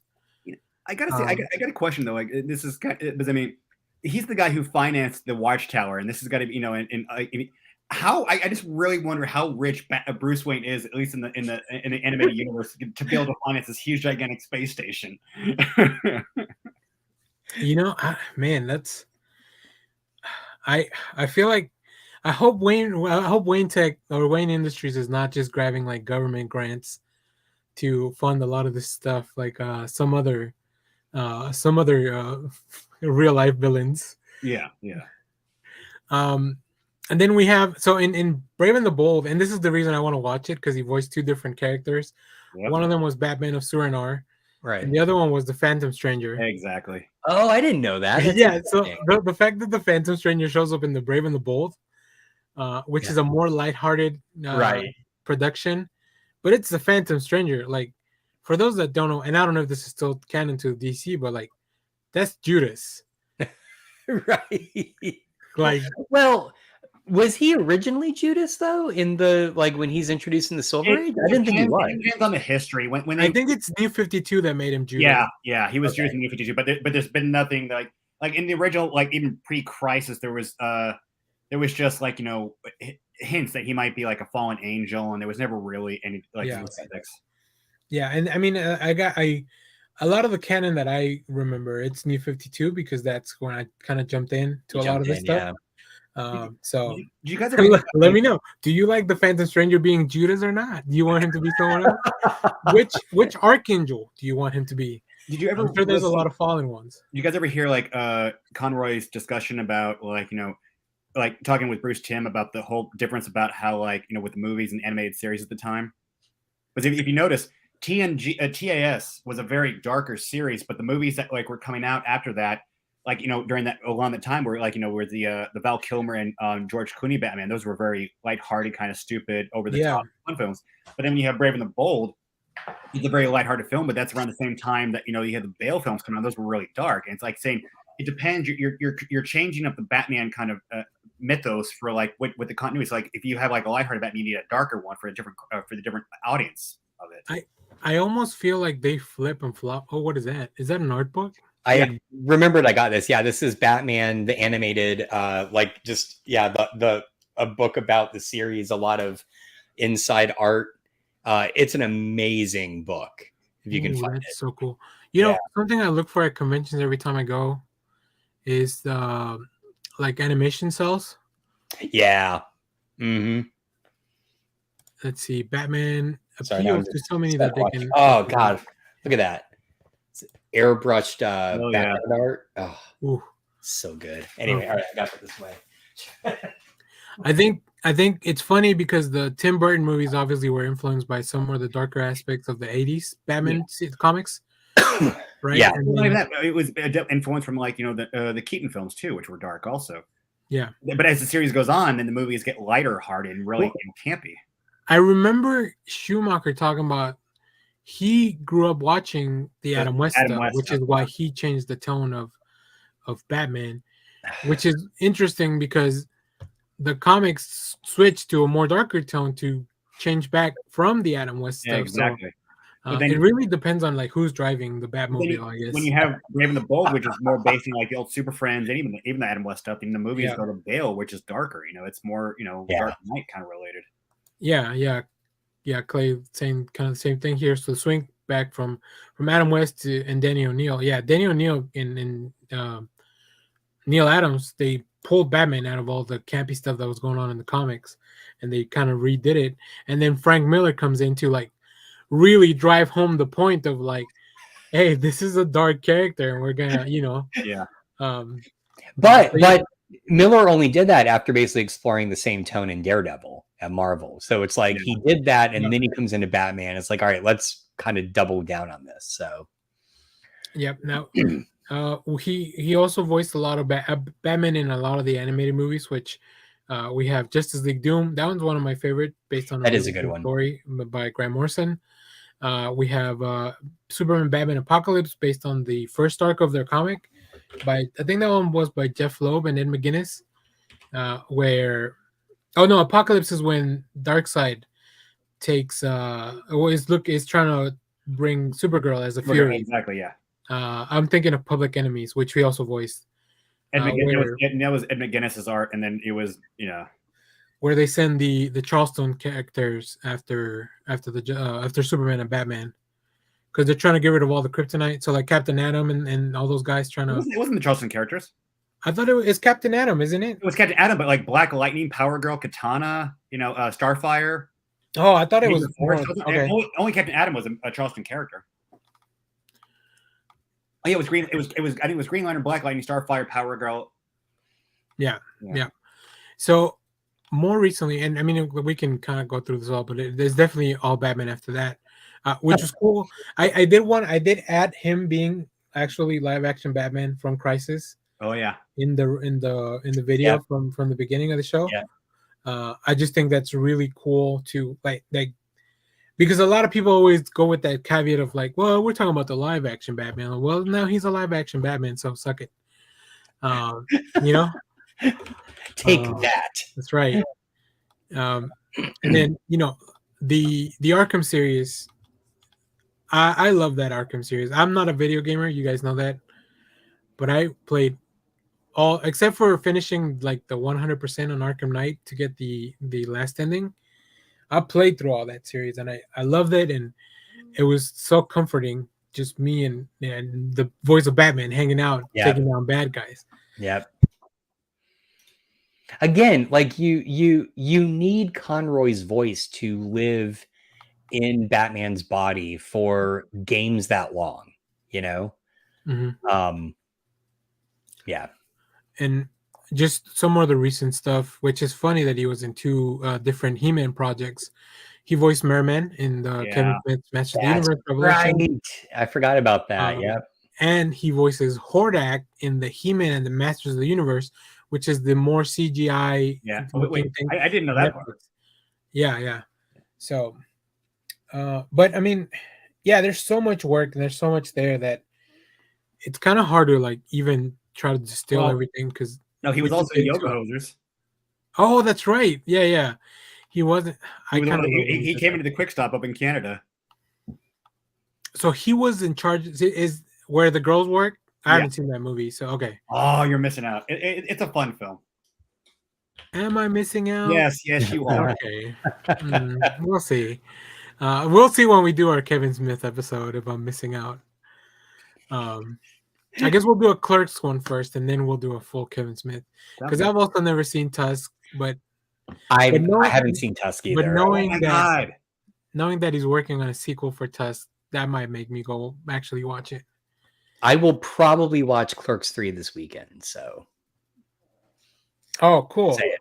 Yeah. Very cool. All right. Is there anything else you guys wanted to mention about Kevin Conroy? I mean, like I said, it feels like we all kind of have the same opinion, so it's very hard to evolve on that. Because I did want to mention one last thing, but I want to talk about all the voice acting and all that. Go for it. All right. Well, the last thing I want to push you guys to, if you haven't already, Kevin Conroy did.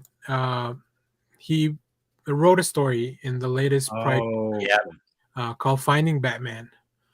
It was written by Kevin Conroy with art by Jay Bone and letters by DT Abidikar.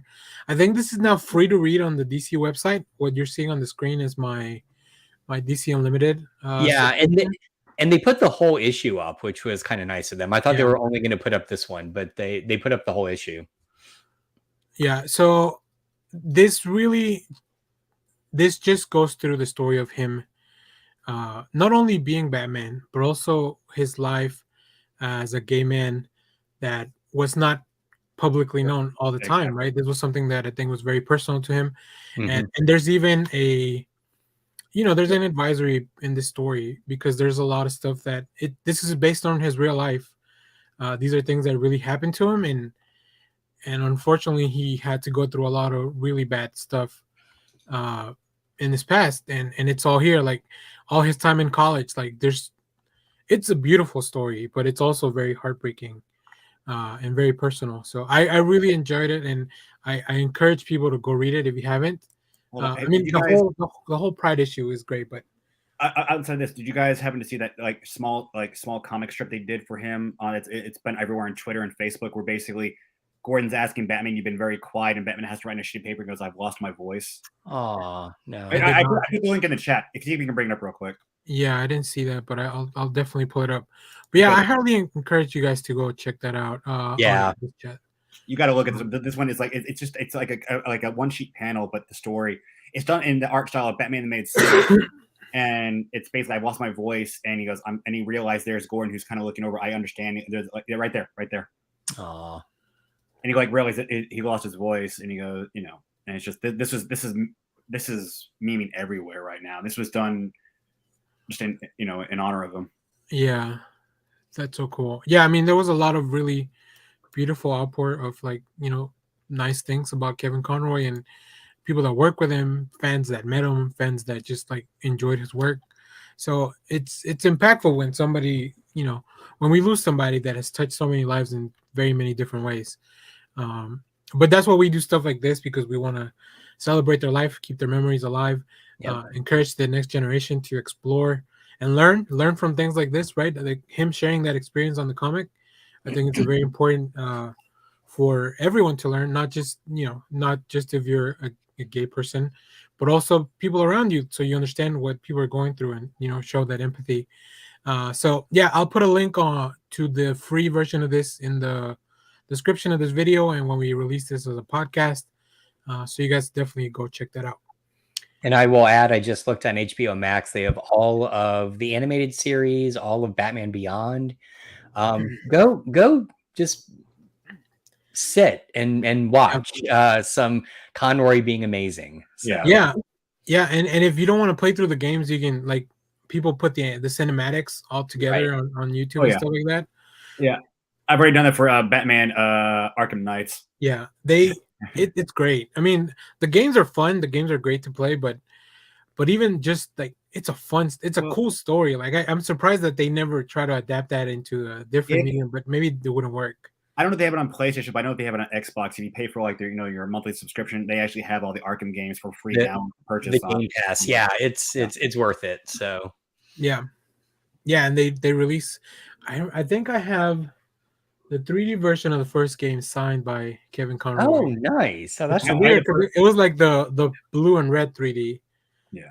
Like you had to put on the glasses, and I'm like, I've never played it with it, so I don't know what it looks like, but I think it'd be really interesting. Okay, we're kind of winding down now. So hold on, let me see. There was another news I wanted to talk about, but we definitely can discuss we don't know what's going to happen with our social media. Like Twitter. Yeah. So we got to 1,000. We don't have a Mastodon for the show yet, but Josh has it. I am on Mastodon, so please come find me and say hello. Yeah. So we'll definitely be. We won't abandon Twitter, because I think that the thing I love about Twitter is just communicating with creators and meeting other people that are kind of like-minded, like in comics and stuff. So not having access to that, whatever ends up happening. And there are more and more people. Like I was just on there earlier, and someone they don't call it retweeting, they call it boosting, but someone boosted Colleen Duran, so I knew that she was on there now. And there are at least two kind of like third party apps you can hang on, let me rephrase this.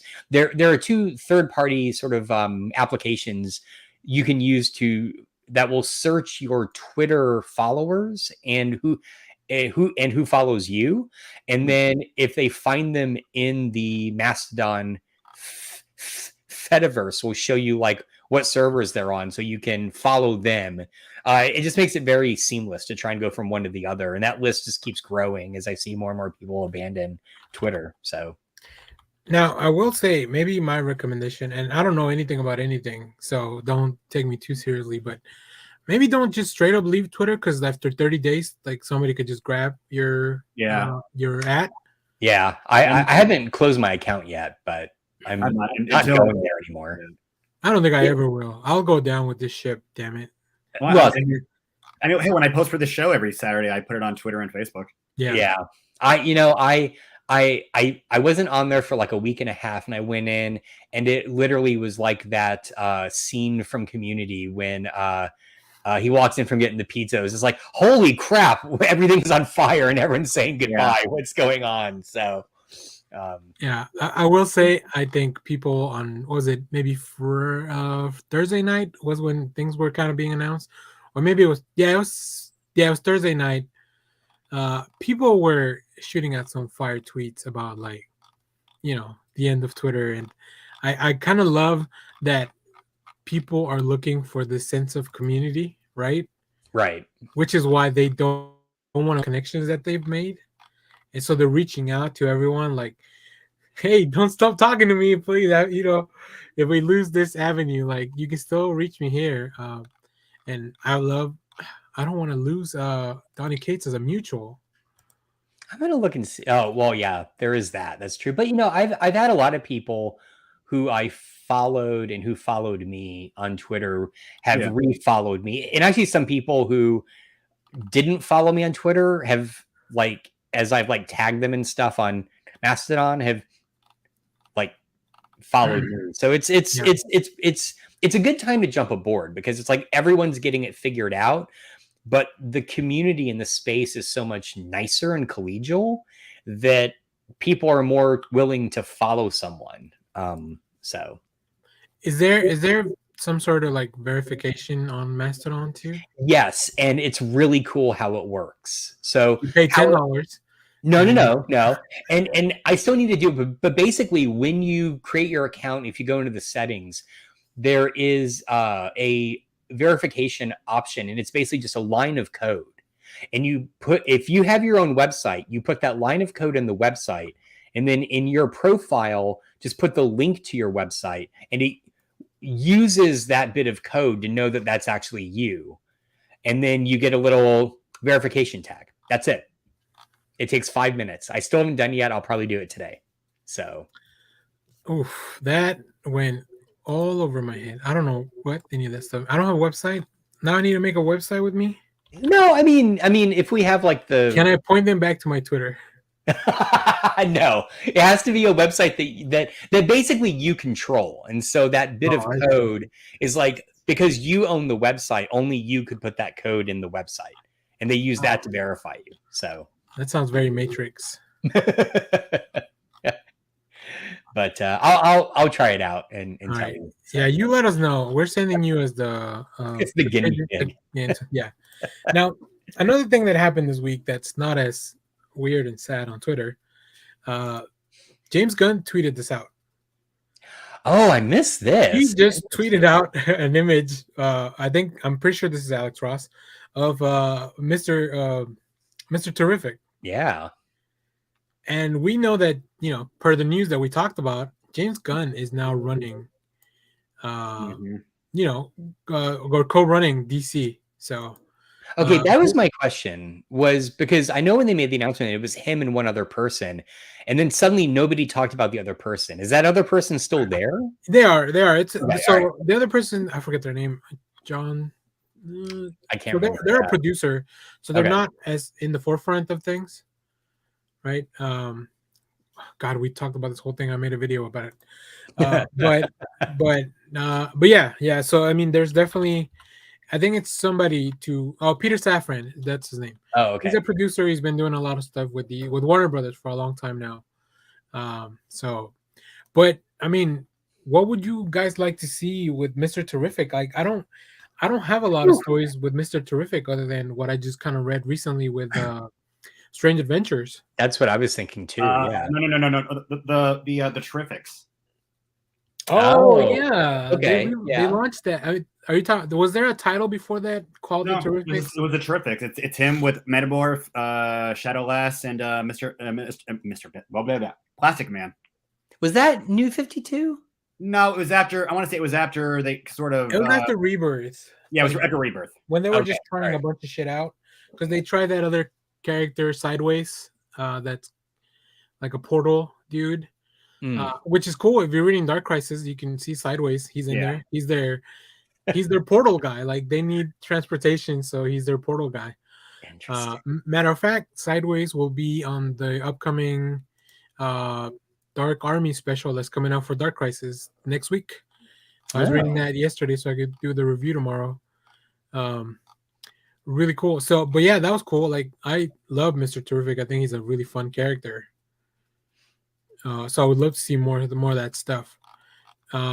Also, I think everyone's been playing God of War. That's all I see on my feed. Yeah. Not me. I don't have a PlayStation, so. Oh, I guess it is exclusive. It is, yeah. That's okay. I've never played a single God of War game, so. Neither have I. I am playing. That's what I've heard. I've heard they're really good. I am playing Pentiment on Xbox, which is a game custom made for Josh Rose, because it is a game by the same team that did Pillars of Eternity, one of my favorite CRPGs, and it is set in 16th century Bavaria, and the entire game is designed like an illuminated manuscript. And I am so here for this. I'm so excited. So check it out. It's on Game Pass if you have that. So that's very specifically Josh. It is very specifically for me. Yes, I will admit that. They must have sold like 2 copies, and the other one somebody bought it by accident. I may have bought it twice by accident. Yeah. So no, it's really good actually, and it's getting a ton of acclaim, and it should. So. All right, cool. All right, well, I think that kind of brings us to the recommendations part of the show. This will be I blame Clay for being a shorter episode, since he's not here to add a little extra padding to the front. But speaking of that, so let's go to recommendations. I can kick us off because it's gonna be something weird that I haven't read, like always. Next week we get this Doctor Strange Fall Sunrise from Tradmore. Man, that looks amazing. I was not a big fan of Tradmore's art when I first discovered it, and now I love it. So I can't wait to see what's inside this book. I don't know that it will be in continuity because Doctor Strange is dead at the moment. If you haven't been keeping up, he died a little while back. Spoilers. No, that's fine. The event was called The Death of Doctor Strange. I didn't spoil it. And he died in it? That's it. He died in the first issue, so I quite enjoyed the story. So if you haven't read it, definitely go back. So I'm trying to figure out, is this maybe like a one-off thing? I do love that there's like a mock approved by the Comics Code thing here that it says something else. I love this whole look. This whole look is amazing. Yeah. The little hands kind of weird me out, but yeah, I know. I live with it. Which one's the strong hand, Doctor Strange? So yeah, that's my recommendation. Tradmore's fantastic artist, so I'll be interested to see how his writing translates to the story. What do you guys have? I'm just gonna say, if anybody hasn't read it yet, The Last Shonen, but TMNT, IDB, The Last Shonen. If you can find issues of or find copies of it, find it. It's a good story. Yeah, it's really, really fun, and it's really cool to see like a really like the creative team. This is one of those books that has different art on purpose, like different groups of artists on purpose, as opposed to like, oh shit, we need to fill in. Talking to you, DC, because I saw it again this week, and now I'm still kind of bothered by it. But yeah, highly recommend that as well. All right, Josh, you got anything? I do, and actually, this is a unique all comic recommendation show. Mine is. Let me show my screen. I also blame Clay for that. Yeah, exactly. Guilt, my favorite book from probably this past year, is finally out in trade paperback. It came out November 2nd. Go read it. It is so much fun. I love this book so much. It is Alyssa Whitney wrote it. Morissette did the art, both the covers and the interiors. The first issue did have a alt cover by Colleen Duran. Wait, is that right? No, that's not right. It's oh shit. I just blanked in her name. Joe Thompson? I think it might be Joe Thompson. Anyway, somebody very awesome. But yeah, go read this book. It is, I mean, it's got everything you want. Time travel, the 1970s, unhappy lovers. It's got it all. All right. So go check it out. Fantastic book. That is my checklist. Nice. Exactly. Cool. Well, let me give you a quick some of the stuff that's coming up in the channel. So we'll have more videos. I'm planning to do a retrospective of like some of our, and here I guess we could do a little preview of that, of like some of the highest watched videos on the channel, because I think that's fun to see. So, but I'll start with you guys since you're here already. Let me let's see. How do I filter this? Why isn't YouTube more helpful? Okay, here we go. So this will be a quick preview for you guys. So our most watched video on the channel is this Tressa reaction trailer for the Netflix anime. It has 8.3. Weird. Okay. Yeah, that one caught me out of nowhere because I will say I believe is it the Philippines? I believe it's the Philippines that a lot of these views came from. Interesting. So our things are very skewed. Like it's really funny that the demographics are really skewed on our audience that way. Next thing is the second one is with 300 views. The Transformers demo. So I'm just watching Kevin Smith and Jay Muse like demonstrate this Transformers toy. And this, I only did this because somebody said like, "Hey, have you seen this? Like, you should probably make a video about this." We don't really talk about toys on the channel, but and it's funny that the next one is also Kevin Smith related because it's the first trailer reaction to the original Revelations trailer. Revelation, yeah. So yeah, really fun stuff. Of course, Wheel of Time, Sandman, really cool. Like, I like this one. Like we just reacted to. Oh, with that, yeah. Trailer. That was a good one. And the most watched review, like for a comic, is the 8 Billion Genies #1. Nice. Which is insane. The population in the world just hit 8 billion this week too. I know. I saw that and I thought of that comic. I was like, wait a minute. That I asked Charles Soule if everything that was happening was because of we just hit 8 billion. What did he say? Oh, he didn't respond. That son of a bitch. bitch. Maybe he's not using Twitter anymore. Could be. I'll see if he's on Mastodon. Hang on. I'm attributing it to that. The lack of response. The last thing I want to do, and I was stalling because of this. Oh, damn it. But I didn't have it ready. Oh, I see. Here it is. I just want to thank our patrons that have been contributing for a while. Yeah. Like, we don't provide a lot of extra patron stuff, like other than our unending thanks. So I want to thank Sabrina. Thank you, Sabrina. Yay. Mike Rappin and the I Read Comic Books podcast. They both patron. And then Final Neil, my buddy Final Neil. Go check out MK Podquest. And Crew Expendable. One's a Mortal Kombat podcast. The other one's an Aliens podcast. Ooh. So yeah, thanks for like just helping us out with some of this stuff. Like, it's really cool. You guys have anything else to plug? Go check out Clay's other podcast. On Social Spectators. On Social Spectators. Thank you. And then Kyle, are you guys doing the? Yeah, I've been behind just because of everything going on, but Retro Tunage will be coming back with episodes, stuff we've already recorded. Are a little bit delayed, but that'll be coming back soon. And then so that'll. What about the Sasquatch one? Hopefully that'll be for. So Clay and I are going to be doing a new podcast, or at least recording and attempting one called Squatchin'. Okay. Like some of the different Sasquatch and other cryptid movies out there, and kind of give kind of a review movie kind of podcast based on that. Please tell me you're going to do The Man Who Shot Hitler and also Hunted the. I don't know if I could. I mean, I've seen some of these, but you'd only be doing the last 20 minutes of that film. But dude, the movie is so good. I love that movie. Up until that last 20 minutes. That last 20 minutes is fucking horrendous. You're not wrong. You're not wrong. I will give you that. It's great until you get everything of him going up to take out Hitler is one thing, but like now you got to take out the Bigfoot, and it's like, and this is the Bigfoot. What the fuck? The real question is, how soon are you guys getting to Harry and the Hendersons? Oh, I will. If anybody be ready to that movie, I will. They will have me to deal with this. I love that film. Okay, cool. That's an film that still holds dear in my heart.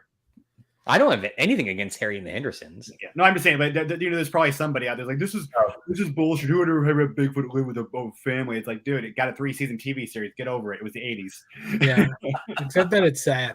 It gets really sad at the end. It does, yeah. It does, but it doesn't. But I mean, it has a sad moment, but it rectifies itself. Yeah. All right. I do want to address before we head out this last comment by Leonard Kim. He's not the only one. I agree. Look, the World Cup. There's a lot to talk about with the World Cup because Qatar and all their bullshit that they're doing. Oh yeah, that's bad. But there's a big part of me that just wants to watch the World Cup too, right? So it's tearing me apart. like to quote the guy, what's the name from The Room? You're tearing me apart, Lisa. Wait, did the World Cup get postponed? But usually it's like a summer kind of. It's usually in the summer, but the summer's in Qatar. Like the temperature is unbearable. Okay, so they moved it to the winter. Gotcha. Okay. Yeah, it's all been a shit show. Like Budweiser is really mad at them right now because get over it. Understandable. Well, hold on. Yeah, they said we would have. Well, look, I respect the country's traditions and all that but they had agreed to like have areas where they could serve alcohol. And now 2 days before everything kicks off, they're like, nah, never mind, no alcohol. Oh, I'm gonna say, I'm wow. Your beer's crappy, so who gives a crap? Yeah, I guess I don't drink, so it wouldn't affect me if I was going as a spectator. Yeah, I'm definitely watching this after the World Cup, though FIFA Uncovered, right? Because it will definitely taint my experience if I watch it before. So I'll definitely watch it after. So if I'm tweeting about the World Cup, please keep in mind that. Well, I mean, if there's still Twitter, I guess. I'm gonna debut a Mastodon with World Cup thoughts. That's gonna be my opening gambit. It's gonna be all World Cup. But yeah, keep that in mind. I am aware that it's a political shit show and there's a lot of bad stuff happening. The last thing I want to plug that really helped to get us here. Keep checking out the shorts. Like these are 1-minute videos. The one with Becky Lynch, of course, is the most viewed one because of course it is. But these are where I get to kind of talk about anime in little short spurts because I watch so much anime that I can't make videos for everything. But these are easy to make. Like these take me like a few minutes to make and put together. So if you want to know my thoughts on anime that's going on, and it's all really good right now. My Hero is on fire. Bleach, great comeback. We need to get Kyle watching some of these modern anime. I know you like some of the old school stuff. I will. There's good stuff happening right now. Spy Family is adorable. I don't know if you finally started watching it, Josh. No, I need to though. Hazel is reading the manga and she's like, we got to watch Spy Family. So it's good. So it's on our Part two of season 1 kicked off a few weeks ago, so it'll probably be done soon. Okay, and maybe you guys can all watch the full thing. That's a good time to jump on because it's still only 1 season in. It's not like trying to watch Dragon Ball at this point. Jesus. Well, I'm looking forward to the new season of Super coming out. Oh, I'm reading the manga, but I'm looking forward to the episodes. I'm caught up with the manga, so I can't wait to see if they're gonna adapt all that stuff. And probably there's a new Gundam out that I need to check out. Did you watch the new movie, the new Dragon Ball movie? No, I heard nothing but good things about it, but I need to see it. It's great. I can't wait for that to release in Hero. Yeah, in theaters. Which apparently it's a direct. I mean, in digital. What's that again? And apparently, Hero is a direct sequel to Brawly. Yeah, it's all everything's canon. Like it's all. It doesn't happen. I think it happens before. No, it has to happen after the Tournament of Power. Yeah, because Brawly's training with Goku and Vegeta. Yep. Yeah. So, really cool stuff. And Chainsaw Man is delightful. Although I think it's about to get real heavy, but we'll see. All right, I think that's all. I'm gonna play the video that we played at the beginning, so anybody that missed it can watch it again. Yeah, It's about 4 that's a minutes. good idea. So definitely want to thank everyone for watching us live. Clay, Leonard, Kim, Greg stopping by to give us a shout out. Thank you, everyone. And Yeah, you guys feel are better, amazing. Clay. Yeah, feel better, Clay. Let us know if you can stick to walls. Yep. Or if you can shoot laser beams from your eyes. Yeah. Look, I've been seeing a lot of stuff about the new booster, and it's all good. Like it's doing better than even they thought was gonna do. Wait, I think it was like saying, yeah, but the reports of powers coming out. yeah. Yeah, Have you ever seen the show Heroes? Because that's what's happening. Look, just don't be like me, which is I thought I got Cyclops powers because I was seeing red, and then I look in the mirror and my eyes are bleeding. So just make sure you're double checking. All right. All right, cool. Well, follow us on everything social media pretty soon on Mastodon if we can figure it out. All right. And yeah, thanks for watching, everyone. Bye. Yeah, you guys take care. No, you are not my father. I am not a disgrace. I am vengeance. I am the Knight. I am Batman. Particular you'd like to talk about? Well, there was one guy up in the Yeshu Valley a few months ago, a real nice kid from Kentucky. Mine took off both his legs. He was so calm about it. He just looked up at me and he said, "Sir, I'm going to die, ain't I?" I guess you have to encourage them. Couldn't do it. Kid had these bright green eyes. They were so clean. They were the kind of eyes you just can't lie to. Okay. Professor Riley had each of his pre-med students go alone in the middle of the night to the eye bank. You know, where they keep the entire eyeball intact with all its components. The... Optic nerve? Yeah. And the... Ganglia? Yeah. And the... Cornea? Yeah. In a big... Refrigerator? Back into their hole. You had quite an afternoon. I'd call it a good start. I eliminated organized crime in the city's north end, reforested a wildfire area, and stopped 37 crimes in progress. What did you do today? I wrote a headline about what you did today. I understand how you feel. Do you? I wouldn't like it either if an alien with superpowers came to Earth to do my job. That makes me feel a lot better. Look, we still don't fully understand these powers. There could be side effects. It isn't human. Destroy it! Way ahead of you. Batmobile! Ignition!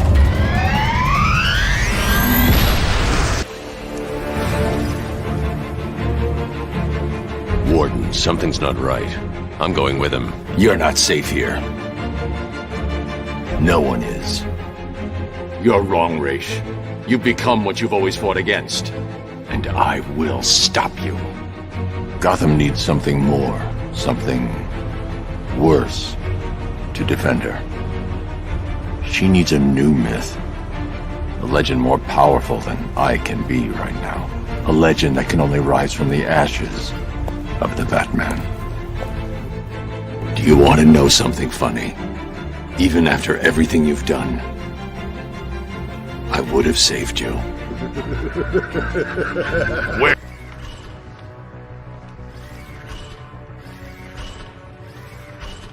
We're not used to having guests.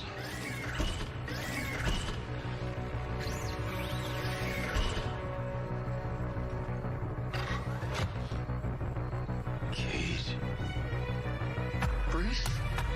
Is, What would I have to give to make you lift your spell on Diana? well, now you're getting interesting.